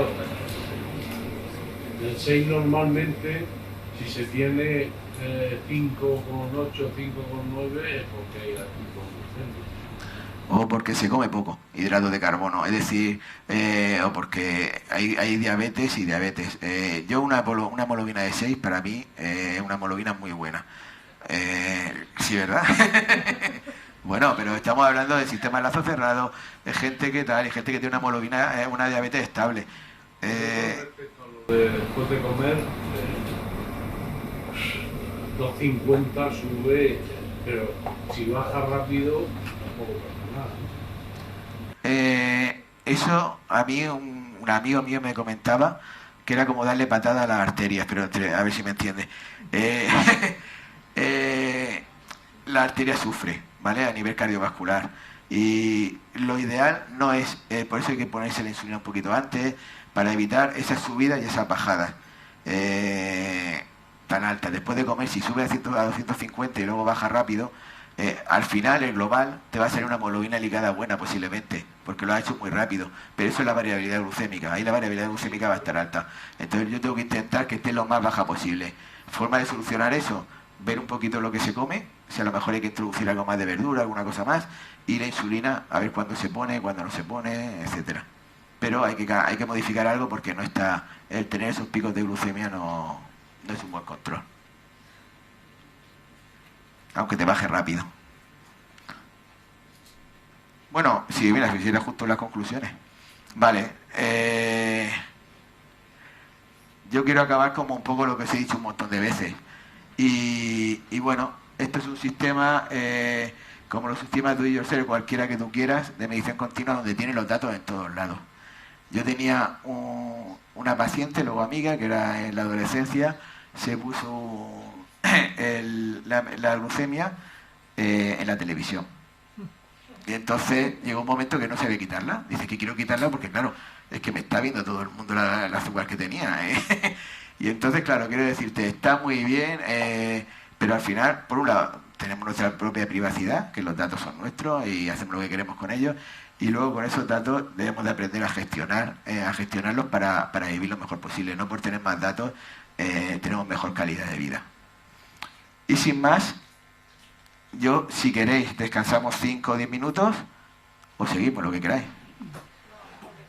Hacemos un descansico, bebemos un poco de agua. Venga.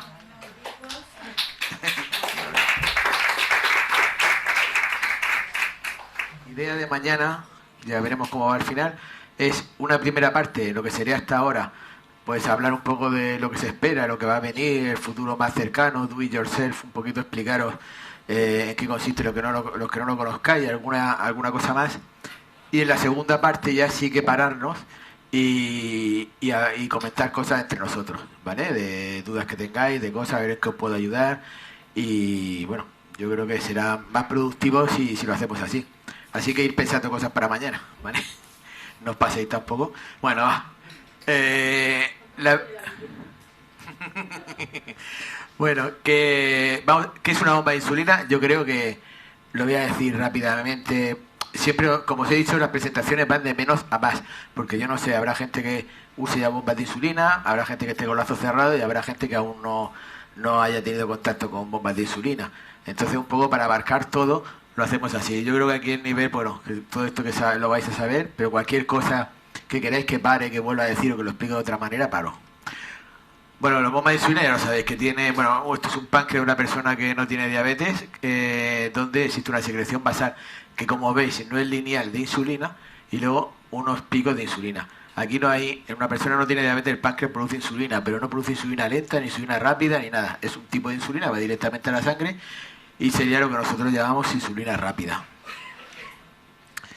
¿Qué ocurre cuando cuando pinchamos insulina lenta, en este caso galargina, la Lantus, o galargina 100, o Toujeo, lo que queráis.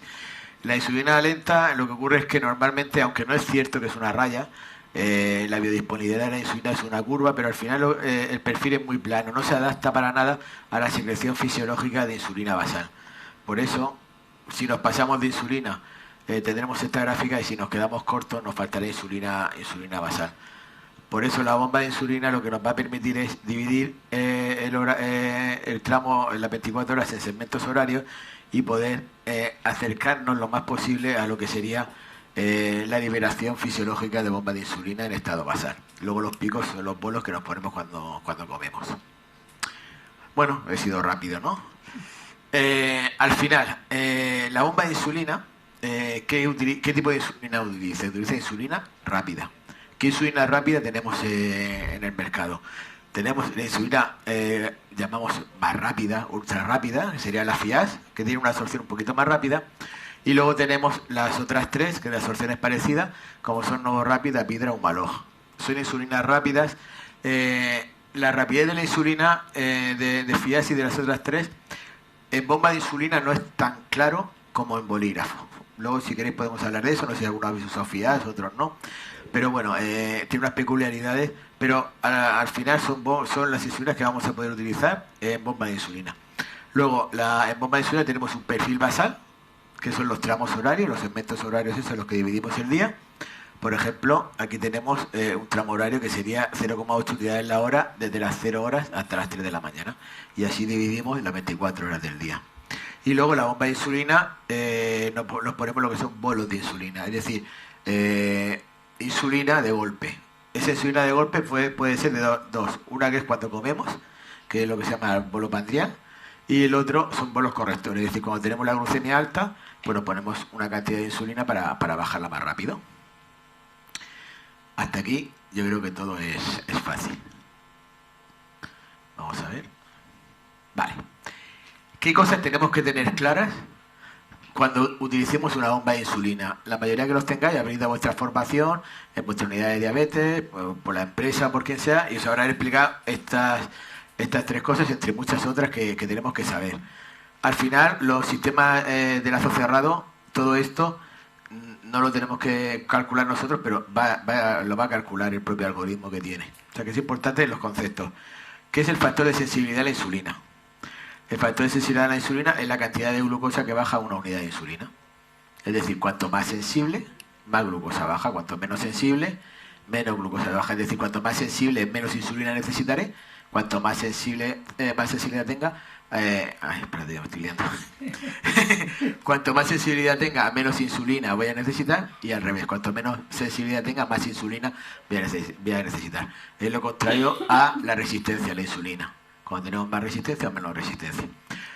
Hay una fórmula fácil de calcular la sensibilidad y luego la adaptaremos a diferentes momentos del día y a diferentes personas. Pero la fórmula básica, la que utilizamos todos cuando empieza alguien con una bomba de insulina, es dividir 1800 entre la dosis total de insulina rápida que utiliza al cabo de un día.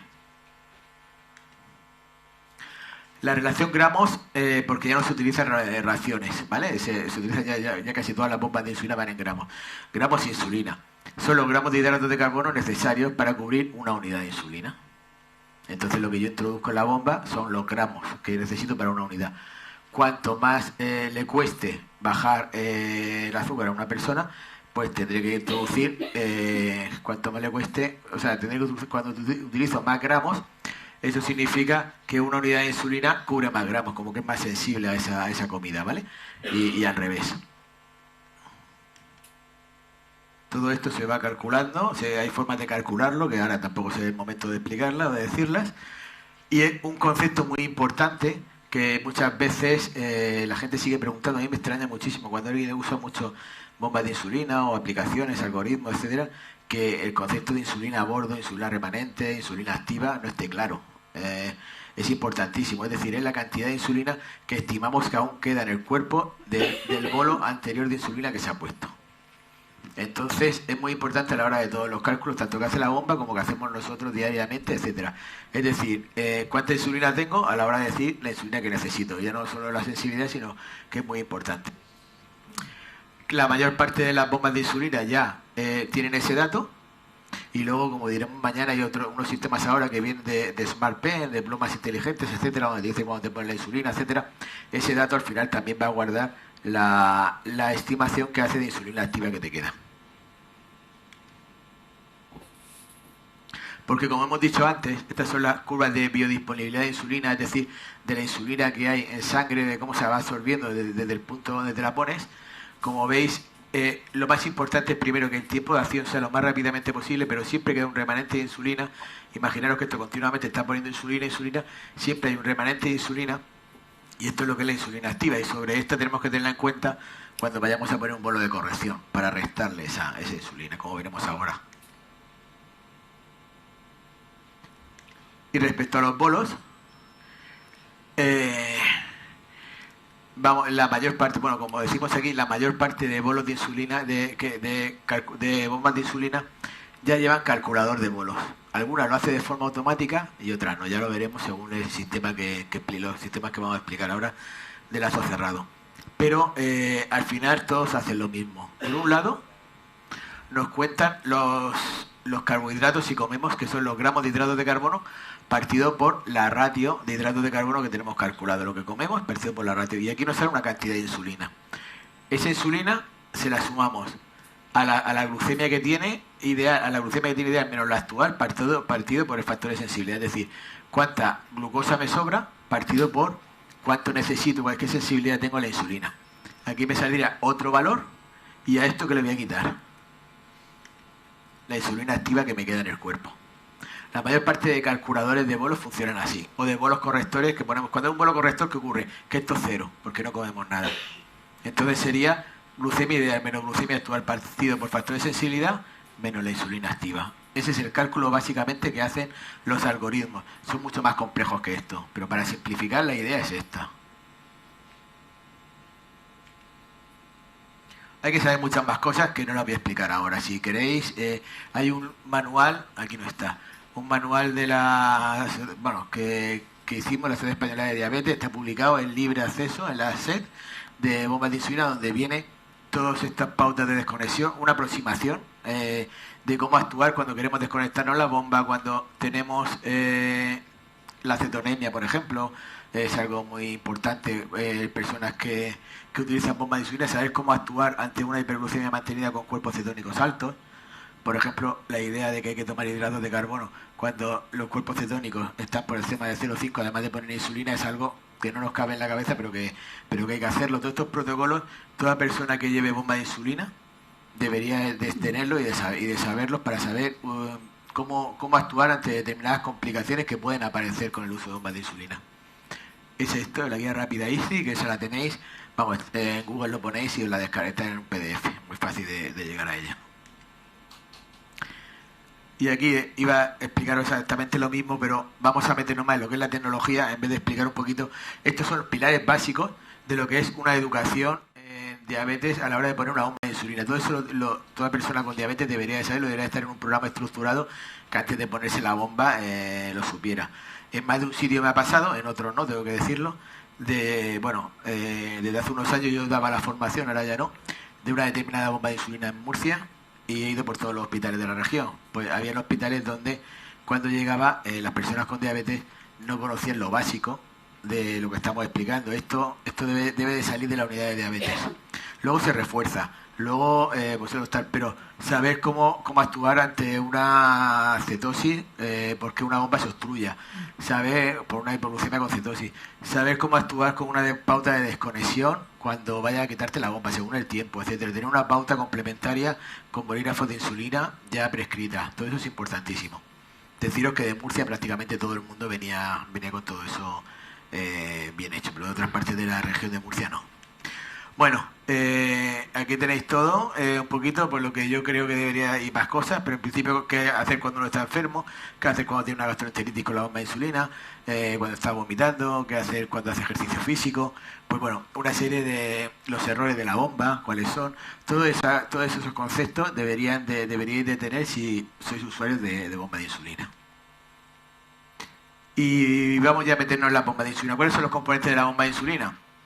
Básicamente es la infusora, suele tener el reservorio donde va la insulina, el catéter que va al cuerpo. Estos son las bombas normales. Las bombas parche son bombas que no llevan catéter, que van pegadas directamente. Y si tienes la suerte de que se una a un sensor, pues un sensor que por Bluetooth se une a este sistema de bomba de insulina. ¿Cuáles son las principales bombas de insulina que tenemos en Murcia? Bueno, pues esta es la diapositiva que siempre pongo un poco, que es, bueno, mi evolución, ¿vale? Desde el 74 por ahí, que se me diagnosticó la diabetes, hasta el 2000, 1999 más o menos, que me puse la primera bomba, que lo único que hacía era que te ponía bolos y pauta basal, hasta el paso por todos los diferentes sistemas de bomba, de sensores integrados, y al final acabar en un do it yourself y los sistemas de lazo cerrado que hay actualmente, que es lo que vamos a explicar ahora hoy. Mañana hablaré un poquito de todo esto. Los sistemas que tenemos aprobados y uno que no está aprobado pero que usa aún, sigue usando mucha gente en Murcia, son los que tenéis aquí. Tenemos la Isopap, que es la bomba de Isomed, de Aveloop, que actualmente comercializa Roche. Tandem IQ Control, que la Tandem la comercializa Novalab, Air Liquid, perdón, antes era Novalab, ahora es Air Liquid. Y Medtronic, que la comercializa Medtronic, pero que esta bomba no está aprobada, no ganó con el último concurso de bombas de insulina, por lo tanto no se puede prescribir, pero sí que hay, sobre todo niños y algunas personas de aquí de Murcia que llevan la 780, ¿vale?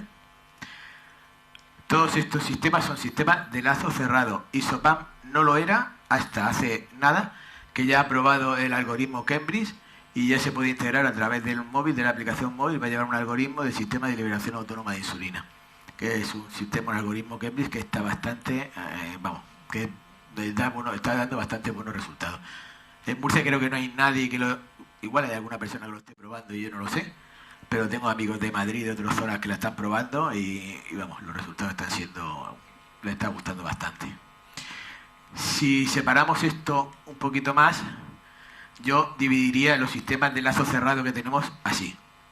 Por un lado pondría el Tandem IQ Control. ¿Por qué? Porque es el sistema de lazo cerrado que tenemos en Murcia que más nos deja interaccionar con él. Es decir, yo puedo programar más cosas en este sistema y en este es más automático. En estos tres todo es mucho más automático. Poniendo 2 o 3 valores, es el propio algoritmo el que hace los cálculos.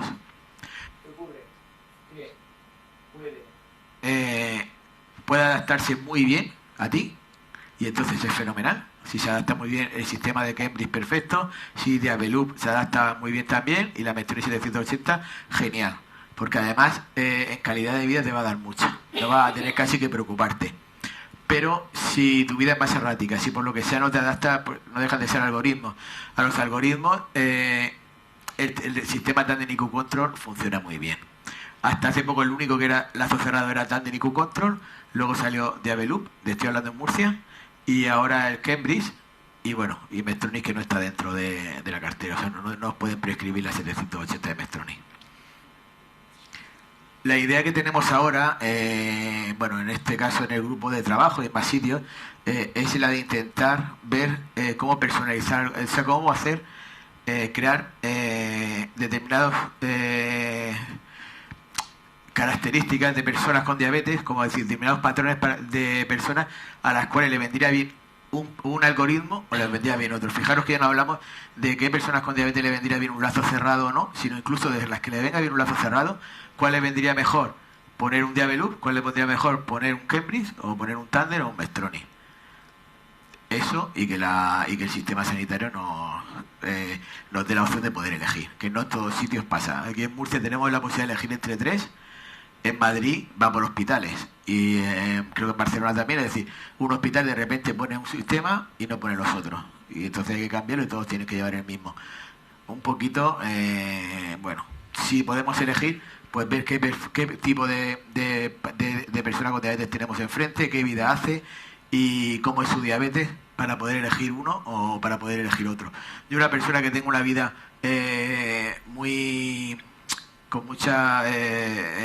muy regular, que viaje mucho, que tenga que adaptar muy bien estos sistemas, elegiría la Tandem. ¿Por qué? Porque me permite educando bien a la persona con diabetes que pueda adaptarse más fácil.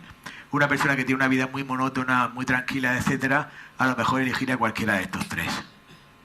Sin duda alguna, los tres funcionan fenomenal. Mestroni se adapta muy bien, lo que pasa es que tenemos la mala suerte que no la tenemos, pero se adapta muy bien. En niños va fenomenal el de Mestroni. Diabeloop, si haces una vida tranquila también, y el sistema Cambridge es un sistema un poquito más agresivo que los otros dos, son matices, pero que son matices, puede mejorar mucho la calidad de vida de la persona que lo lleva. Pero el de Cambridge, por lo que me han comentado los que lo están utilizando y lo que he podido leer, es un sistema que se adapta, que podemos poner objetivos más agresivos y que permite unos controles de glucemia muy buenos. Todos estos sistemas de lazo cerrado lo que tienen es que prioriza la seguridad. O sea, prioriza la seguridad del paciente al control. Es decir, queremos un buen control, pero sin que dé hipoglucemia, y a veces eso es difícil. Entonces, este sistema ya es un poquito más agresivo, y ya te digo que de la experiencia que están teniendo las pocas personas que a día de hoy lo llevan en España, está siendo bastante positiva. El feedback que tengo es bueno. De las otras los conozco, por lo tanto puedo decir que a mí Diabeloop me gusta mucho, la 780 también, y Tandem también, como os digo, guardaría para aquellas personas que tengan a lo mejor una educación diabetológica mejor, o sea, más mayor, y que tengan la vida un poquito más errática, que pueda adaptarse más. Al final, en Diabeloop, tú tienes que poner muy pocos datos. Tienes que poner objetivo, tienes que poner agresividad. A ver dónde estabas. Creo que era peso. Bueno, no está por ahí. Es peso, dosis total de insulina y poco más. Con todo eso, dejas que el sistema solo, el algoritmo, vaya funcionando y vaya poniendo la cantidad de insulina que vayas necesitando en cada momento. Al final, se conecta por Bluetooth. Te tienes que dar una consola a día de hoy, donde se conecta la medición continua y la bomba de insulina. Y aquí es donde va el algoritmo no va en la bomba, va en la consola, por lo tanto siempre debe ir contigo. Esta consola lleva una tarjeta así, de horas, creo, la compañía, de tal manera que va subiendo los datos continuamente a la nube y vamos, puede asociarse a seguidores. Lleva también Descom, lleva la posibilidad de subir los datos a Desconcer y a Clarity y poder verla a distancia. El algoritmo IQ Control, al final es la bomba de insulina Tandem, lleva el algoritmo dentro de la bomba. Aquí no haría falta llevar móvil, ¿vale? Pero no sube los datos. La bomba no lleva tarjeta SIM, por lo tanto podríamos trabajar continuamente con bomba y sensor, pero tendríamos que descargar la bomba para poder ver los datos. Si queremos subirlo directamente, hay una aplicación de Tandem. Tendríamos que llevar el móvil con la aplicación donde se uniera a dicha aplicación. Pero el algoritmo de funcionamiento lo lleva la bomba. De tal manera que si nos dejáramos el móvil o no tuviéramos el móvil, no hace falta ni vaya ninguna consola, sino que va dentro de la bomba de insulina.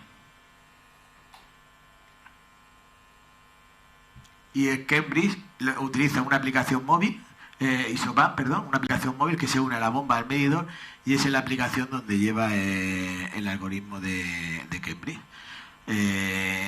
Aquí, según la información que le va llegando, va mandando la información a la bomba y lo van haciendo. Se une por Bluetooth entre estos tres y ese móvil el que sube directamente los datos a la nube.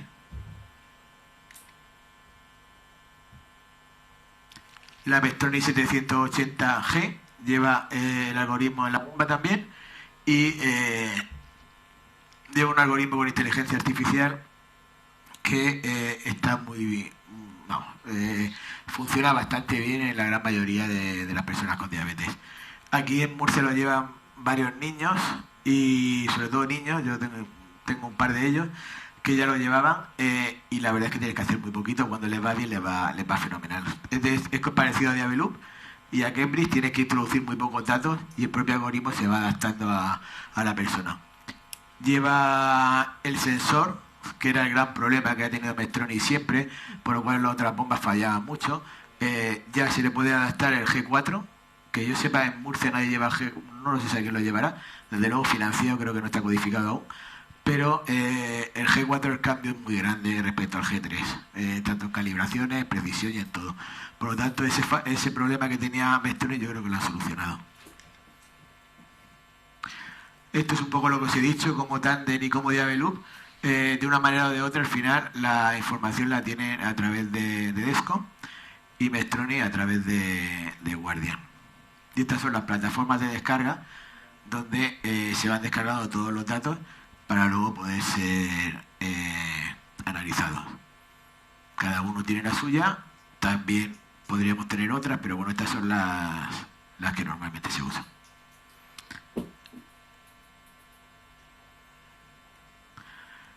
Al final, lo que vamos a conseguir con todo esto son lazos cerrados, y como veremos mañana, todos estos sistemas, todos estos algoritmos, para que sean más precisos, no solo van a medir sistemas de glucosa, sino que van a empezar a integrar poco a poco, lo iremos viendo con el tiempo, información que puedan venir de otras wearables, de otros parámetros, como puede ser ejercicio físico, horas de sueño, ácido láctico que se pueda medir a nivel del medidor de continuo de glucemia, cetonemia, es decir, todo eso, ¿para qué? Para que en aquellas situaciones como una ingesta o como el ejercicio físico sea el propio sistema el que pueda detectarlo y actuar. Para eso necesitamos datos. Y al final esos datos con los algoritmos se podrán trabajar. A día de hoy, creo que es la siguiente donde lo vamos a ver, sí. A día de hoy, esto es los lazos cerrados, la progresión que hay y las bombas que hay en España. Bueno, en España, y menos la Beta Bionics, que no está en España, pero las demás sí, según lo que van haciendo. Conforme vas hacia la derecha, hace lo de la izquierda más el siguiente paso. Por ejemplo, hay unas que se paran en hipoglucemia, otras que hacen paradas antes de darle hipoglucemia, la parada predictiva que se le llama, otros que permiten ajustar la insulina basal según la glucemia que tenga, pongo temporales de que me ponga más cantidad o me ponga menos. Y hay otros sistemas que además de esto ponen bolos correctores. Si ve que la glucemia fluctúa más rápido o más lento, te pone un microbolo. Y luego ya hay otros que cuando detecta que esto es lo que no es cierto del todo, esta tabla la hice yo, por lo tanto no está validada en ningún sitio, pero bueno, está publicada en muchos congresos y cursos que hemos dado y se parece mucho, pero siempre me decían lo mismo. Es que no detecta, no hay ninguna bomba de insulina, ningún algoritmo que detecte comida. Realmente no es así. Lo que detecta son fluctuaciones rápidas de glucemia. Y entonces lo que te pone son bolos un poquito más grandes que los otros microbolos que poníamos aquí. Cuando consigamos que haya otra serie de parámetros que podamos medir para saber si una persona está comiendo en ese momento o no está comiendo, ahí sí podremos hablar de que detecta comida, ¿vale? Pero a día de hoy no lo hace. Entonces, conforme más a la izquierda, podríamos decir que el sistema es más complejo, lo cual no significa que sea mejor. Yo siempre lo digo, a alguien le puede ir mejor un sistema de parada predictiva y no necesitar que sea un sistema que lo haga todo. ¿Por qué? Pues porque todos los sistemas, todos los algoritmos, cuanto mejor se adapten a una persona, mejor. La mayoría estará aquí. Cuanto más le pueda poner yo este sistema, mejor. Pero habrá otro porcentaje de personas con diabetes que a lo mejor con un IQ control, incluso con un Tandem IQ basal, mientras lo pueda tener, pues a lo mejor están mejor así que cuando les pasa un sistema, porque aún no encontrar el algoritmo que se adapte bien a esa persona. Bueno, aquí las tenéis. Básicamente, si la queréis, si queréis la tabla os la paso, pero que básicamente es todo lo que he dicho. La Beta Bionics diríamos alguna cosa mañana, la semana que viene digo, mañana, porque tiene algo diferente al resto de algoritmos. Al final, un algoritmo de lazo cerrado, aunque no sea un do it yourself, hace pues lo que veis en el GIF, manda la información de insulina a la nube la transmite, vuelve a la aplicación, a donde esté el algoritmo, pues tanto en la aplicación como en el móvil, y le va a dar la respuesta. Deja de ser un lazo cerrado. Y ya para terminar, que yo creo que habremos ido mucho mejor, para todas las preguntas que queráis hacer o que hablemos,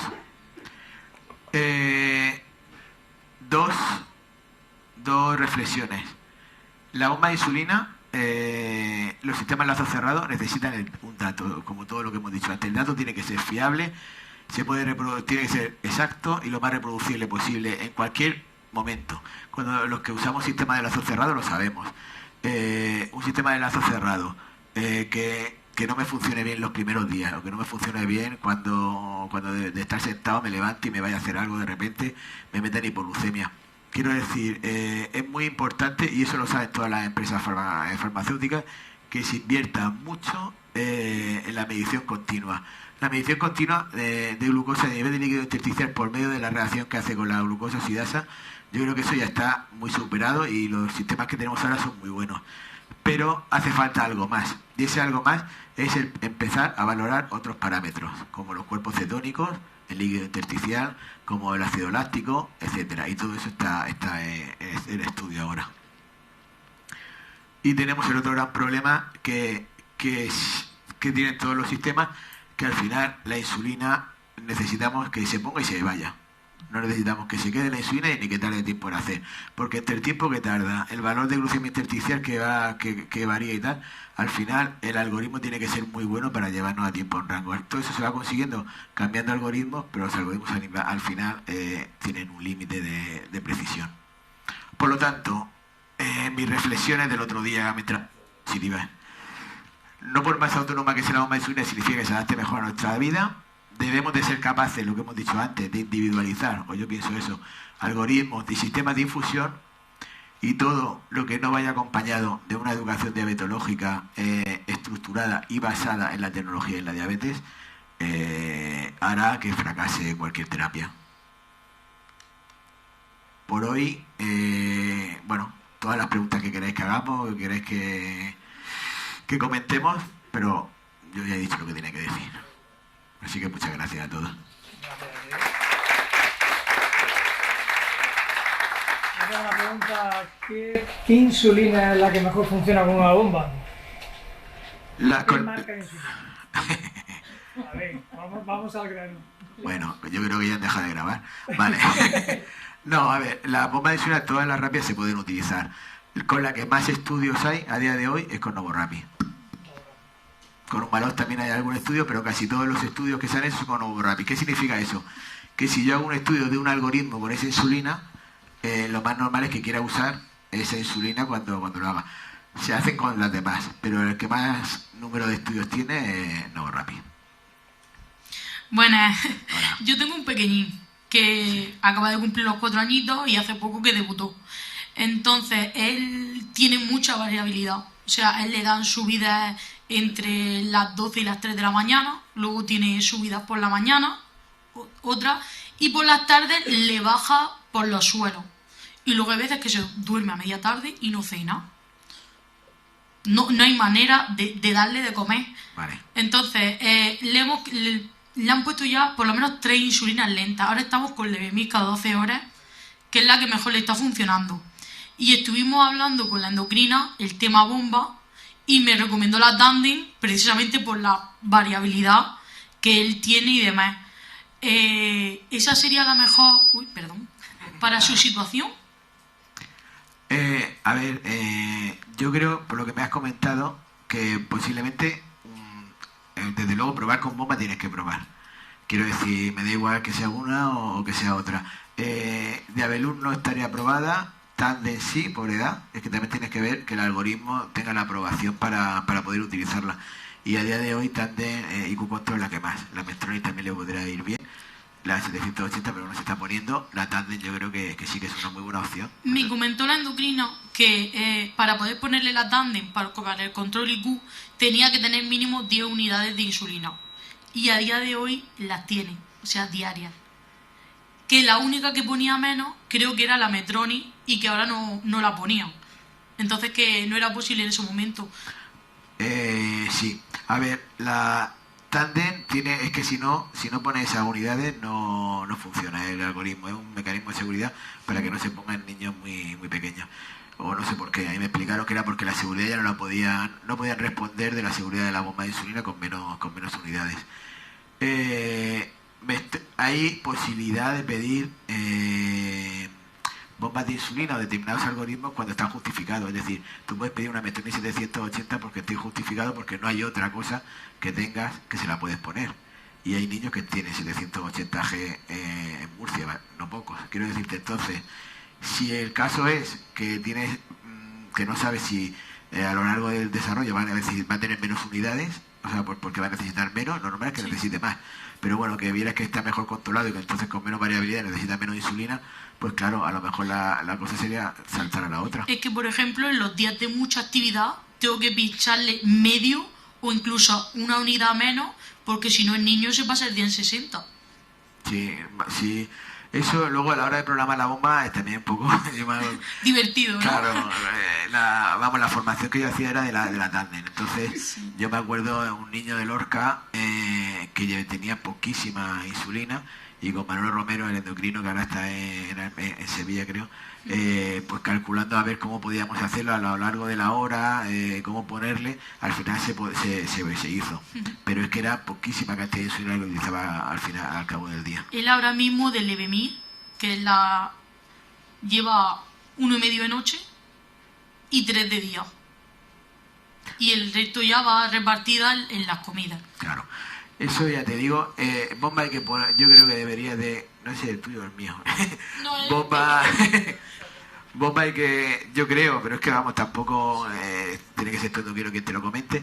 Nosotros tuvimos un paciente en Gijón que lo llevaba mi amigo que os comentaba, Ramiro, y yo lo llevaba aquí en Murcia, pues cuando no lo podía ver él, y llevaba por la noche, durante el día la bomba de insulina, y por la noche una inyección de Levemir. Sí. Quiero decir, hay muy pocos casos en España, en el mundo así, pero que al final hay muchas opciones, lo hay que adaptar un poquito y dedicarle el tiempo a tu hijo hasta que veas cuál es la mejor a él nos han dicho que es apto, pero el problema es que ahora mismo, donde él está, dice que no tenemos medio ahora mismo para ponérselo. O sea, que es apto, pero que ahora mismo no están poniendo bombas. Creo que sí, ya donde está. Así que nada. Sin comentarios.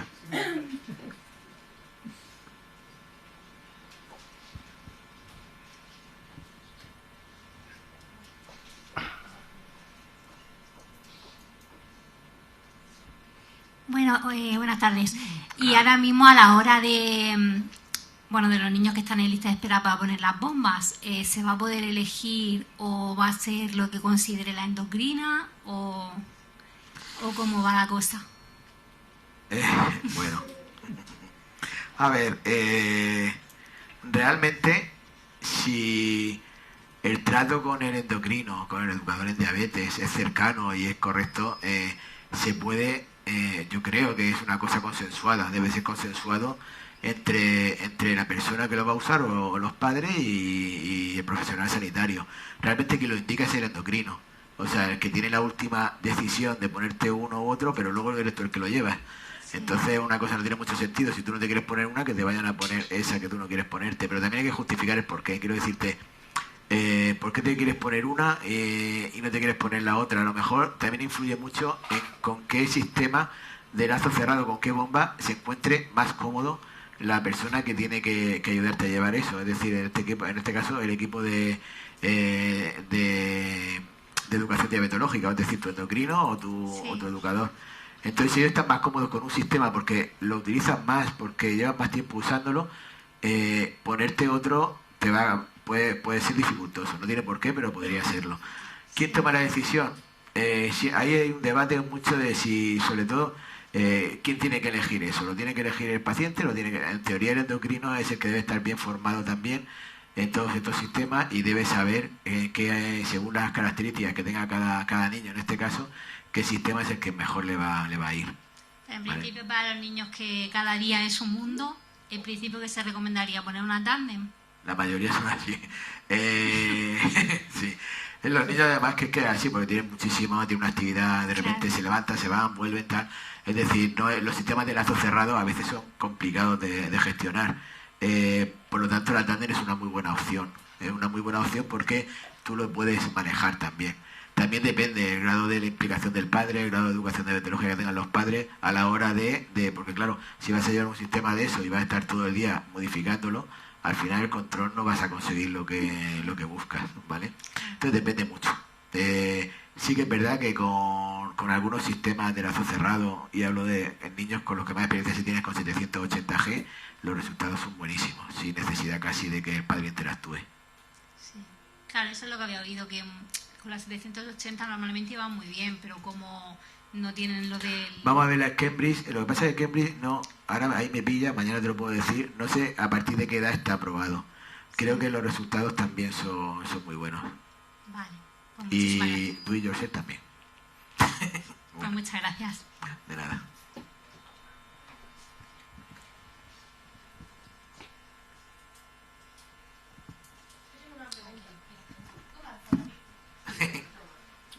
Sí. Vale, mira, en las diapositivas ha aparecido lo de factor de sensibilidad. Vale. ¿Vale? Y entonces la fórmula era 1800 por la insulina rápida. Dale. ¿Es diferente la forma de calcular el factor de sensibilidad en bomba que en plumas? Porque Claro, a mí no me sí, dieron sí. esa fórmula. No, yo te lo he dicho en bomba, es verdad. En pluma sería distinto, es la dosis total de insulina. Vale, vale, ahora que sabemos que es diferente, Sí. ¿cómo se calcula el factor de sensibilidad realmente? Porque a mí me dieron la fórmula 2000 partido rápidas y lentas. Y en algunas guías que estoy leyendo pone 1800 o 1500 dependiendo de la Sí, insulina es. que utilices. Sí. Entonces es un lío. Sí, claro, sí y no. Te digo, esto es un dato aproximado. Yo el factor de sensibilidad lo voy modificando e incluso lo podría calcular. Si tengo esto se hacía cuando no teníamos los datos de medidos continuos, de medición continua. Yo con los datos de medición continua te podría acercar mucho en cada tramo de decirte qué factor de sensibilidad hay. Incluso ya hay algoritmos que te lo hacen, ¿vale? Que tú le metes los datos los datos de glucemia y te dice, mira, sensibilidad a tal hora va aproximadamente esta hora y esta otra. Pero cuando tenemos que partir de un dato, pues bueno, hay fórmulas que parten. Realmente el coeficiente es 1800, 2000, un poquito menos de 1800, ahora no me acuerdo cuando la insulina era la de 1000. Quiero decir, dependiendo qué tipo de insulina lenta usara, qué tipo de insulina use o no, variaba un poco, depende si eres niño o es adulto. Depende de varios factores y hay varias fórmulas para eso. Pero es un punto de partida. A mí eso no me agobia tanto, porque va a ser un factor de sensibilidad que lo voy a poner al principio, pero es móvil. Es decir, yo conforme vaya viendo cómo va la persona con diabetes, se lo voy a ir modificando hasta adaptarle la sensibilidad que yo creo que realmente tiene. Pero se va a acercar mucho a la sensibilidad que va a ser la suya. Y luego los sistemas estos de lazos cerrados te la calculan ellos. Vale, O sea, no tienes que poner por nada. ejemplo, en mi caso es un crío de 10 años. Sí. Entonces, no sé realmente cuál ponerle. 1000, o sea, 1800, 2000, 1500. Le has puesto ya... He leído, Sí. él usa la Arancus, sería 1500. Pero la saca me dijeron 2000. ¿Y cómo va con los 1500? Con el valor que te sale. 1500 no lo he usado todavía, ya te digo, lo que he leído. Ya. No conseguimos controlarlo, son muchos libros, estamos hablando de tales de cosas, a ver si consigo controlar algo. Pero es información diferente. Tendríamos que verlo despacio, claro. No creo que el problema sea el cálculo exacto del factor de sensibilidad, sino la no modificación y no adaptación de ese factor de sensibilidad de partida que has tenido, ¿vale? Con los datos que vas teniendo continuamente. Es decir, muchas veces nosotros, primero la máquina, si es una máquina, si lo hace y lo va a ir calculando. Si es con plumas, con boli y todo lo demás, lo tenemos que ir haciendo. Normalmente cada semana o cada cierto tiempo vamos haciendo la descarga, vamos viendo cómo vas, vamos viendo si has comido, si no has comido, momentos en los cuales haga tiempo que no hayas comido y te falte para comer, a ver cómo la insulina ha ido, para ver la sensibilidad que vas teniendo y vamos a ir modificándola hasta que eso se vaya adaptando. Eso es un trabajo continuo, no es un trabajo de un valor. Hay que enseñarle cómo sacar el factor de sensibilidad de la insulina, cómo sacar el factor. No darle un número, no darle 1800, sino cómo sacar el factor de cada persona. Claro, sí, y cómo adaptarlo sobre todo. Claro, y cómo adaptarlo yo lo considero fundamental. El cómo poder ir adaptándolo, que parte es sentarte, decir 4 cosas, es muy sencillo. Quiero decir, el factor de sensibilidad no tiene que haber, las mínimas variables que influyan en la glucemia que no sea la insulina. Es decir, tiene que ser en un momento que no tengas mucha GH, mucho cortisol, es decir, en los niños no puede ser por la tarde porque hay un pico importante, no tiene que ser cuando acabes de hacer ejercicio ni cuando haya comida por medio. Entonces tenemos que buscar el momento, la noche por ejemplo, un buen momento para ver el factor de sensibilidad y luego hay que poner factores de sensibilidad por tramo horario. Quiero decir, todo eso se puede calcular y todo eso más o menos. Al final lo importante es que cada cambio que hagas haya una mejora. O sea, no es que con un cambio todo va a ir perfecto, no. Al final la diabetes es una cosa del día a día hasta que consigues estabilizar. Si tu hijo tiene muchas curvas, pues tenemos que ir poco a poco. Vamos a centrarnos en lo más fácil de variar. Si a lo mejor es variar el factor de sensibilidad o los ratios a tal hora, lo vamos a hacer. Cuando tengamos eso controlado, vamos a hacer lo siguiente. Cuando haga ejercicio, vamos a ver cómo adaptamos lo que hemos hecho a lo otro. Y al final eso es una cosa que va sumando, hasta que consigues el control óptimo. Pero no intentar, además que no es bueno. Es decir, una de las cosas que se ha visto es que cuando tú tienes a alguien con un mal control glucémico y le pones sistemas de estos y en muy poquito tiempo, sobre todo se ha visto más en diabetes tipo 2, fíjate, con determinados fármacos que son muy potentes a la hora de bajar la glucemia, porque son estos que dicen que adelgazan mucho, que es verdad, y todo lo demás. Entonces, cuando se puso ese determinado fármaco, en determinadas personas que tienen retinopatía diabética, empeoraron muchísimo. O sea, porque la variación, la fluctuación rápida de una glucemia a la glucemia normal, a nivel microvascular, no es buena. Entonces tenemos que ir consiguiendo que vaya bien, pero no de un día para otro. Hay que ir poco a poco. Y es un trabajo continuo. Y ayudada, claro. Cuando te ven a los 9 meses, es complicado. Te tienes que buscar la vida. Bueno.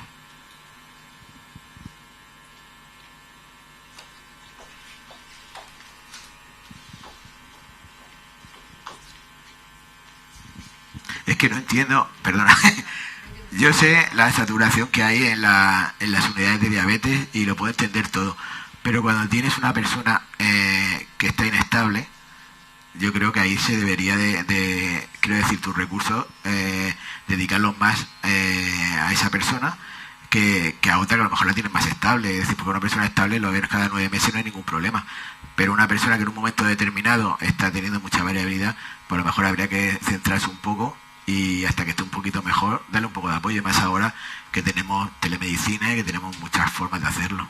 Pero sobre todo, si me permites, es decir, el niño recién debutado. Sí. Es que estamos hablando de eso, que el niño Vale. recién debutado tardamos 9 meses, si no más, en visitar atenderlo. Y en adultos, sí, eso da igual.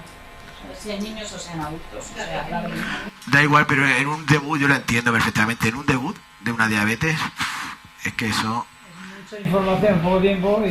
Sí, pero que yo haya aprendido a comer. Y no te vuelven a llamar. 19 meses de haber debutado bien una diabetes. Ah, bueno, dice debut de adulto. Sí, igual, en los debuts. Yo hablo en los debuts en general. Da igual. Vale. Sean niños o sean adultos. Sí. Yo qué sé. Dime. José Miguel, enhorabuena y gracias por la charla. Estoy aprendiendo mucho y tenía una duda, una consulta que no va acerca de bombas, va relacionado con insulina, con deterioro de insulina por variaciones de temperatura. Que a veces cuando usamos dos tipos de insulina y una deja de hacer efecto y no sé si tiene alguna referencia de si hay alguna que sea más sensible, por saber si la que no está funcionando bien es la basal o la otra, porque en última instancia sabes que una de las dos no está funcionando, pero no sabes cuál de ellas es. Sí, hombre, para ver si es la basal o no, normalmente debes de fijarte en la noche. Quiero decir, si usas medidor continuo, si la noche, que es cuando menos interviene la insulina rápida, ¿vale? La pandrial, si ahí ves que no está llegando, que no bajas de ninguna manera y que estás así, posiblemente la tengas mal. Por variaciones de temperatura, no te sabría decir ahora mismo si hay alguna que va mejor que otra. Yo creo que son proteínas y al final debe de ser muy parecido. Sí te digo que van a ser, ahora para los usuarios de bomba no, pero para los usuarios de bolígrafos van a salir, una cosa son los Smartpens, pero otra son los capuchones que se ponen en la pluma y miden las condiciones de temperatura también de la insulina. Entonces, si detecta que ha estado mucho tiempo expuesta al sol o mucho tiempo en condiciones malas, te lo va a decir en una aplicación móvil. Entonces, eso...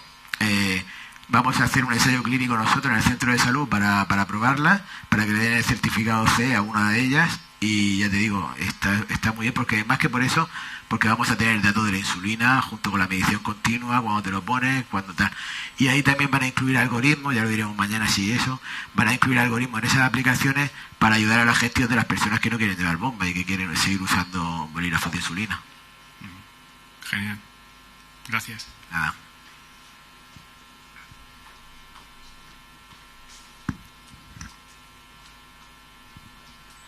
Venga. ¿Se anima alguien más?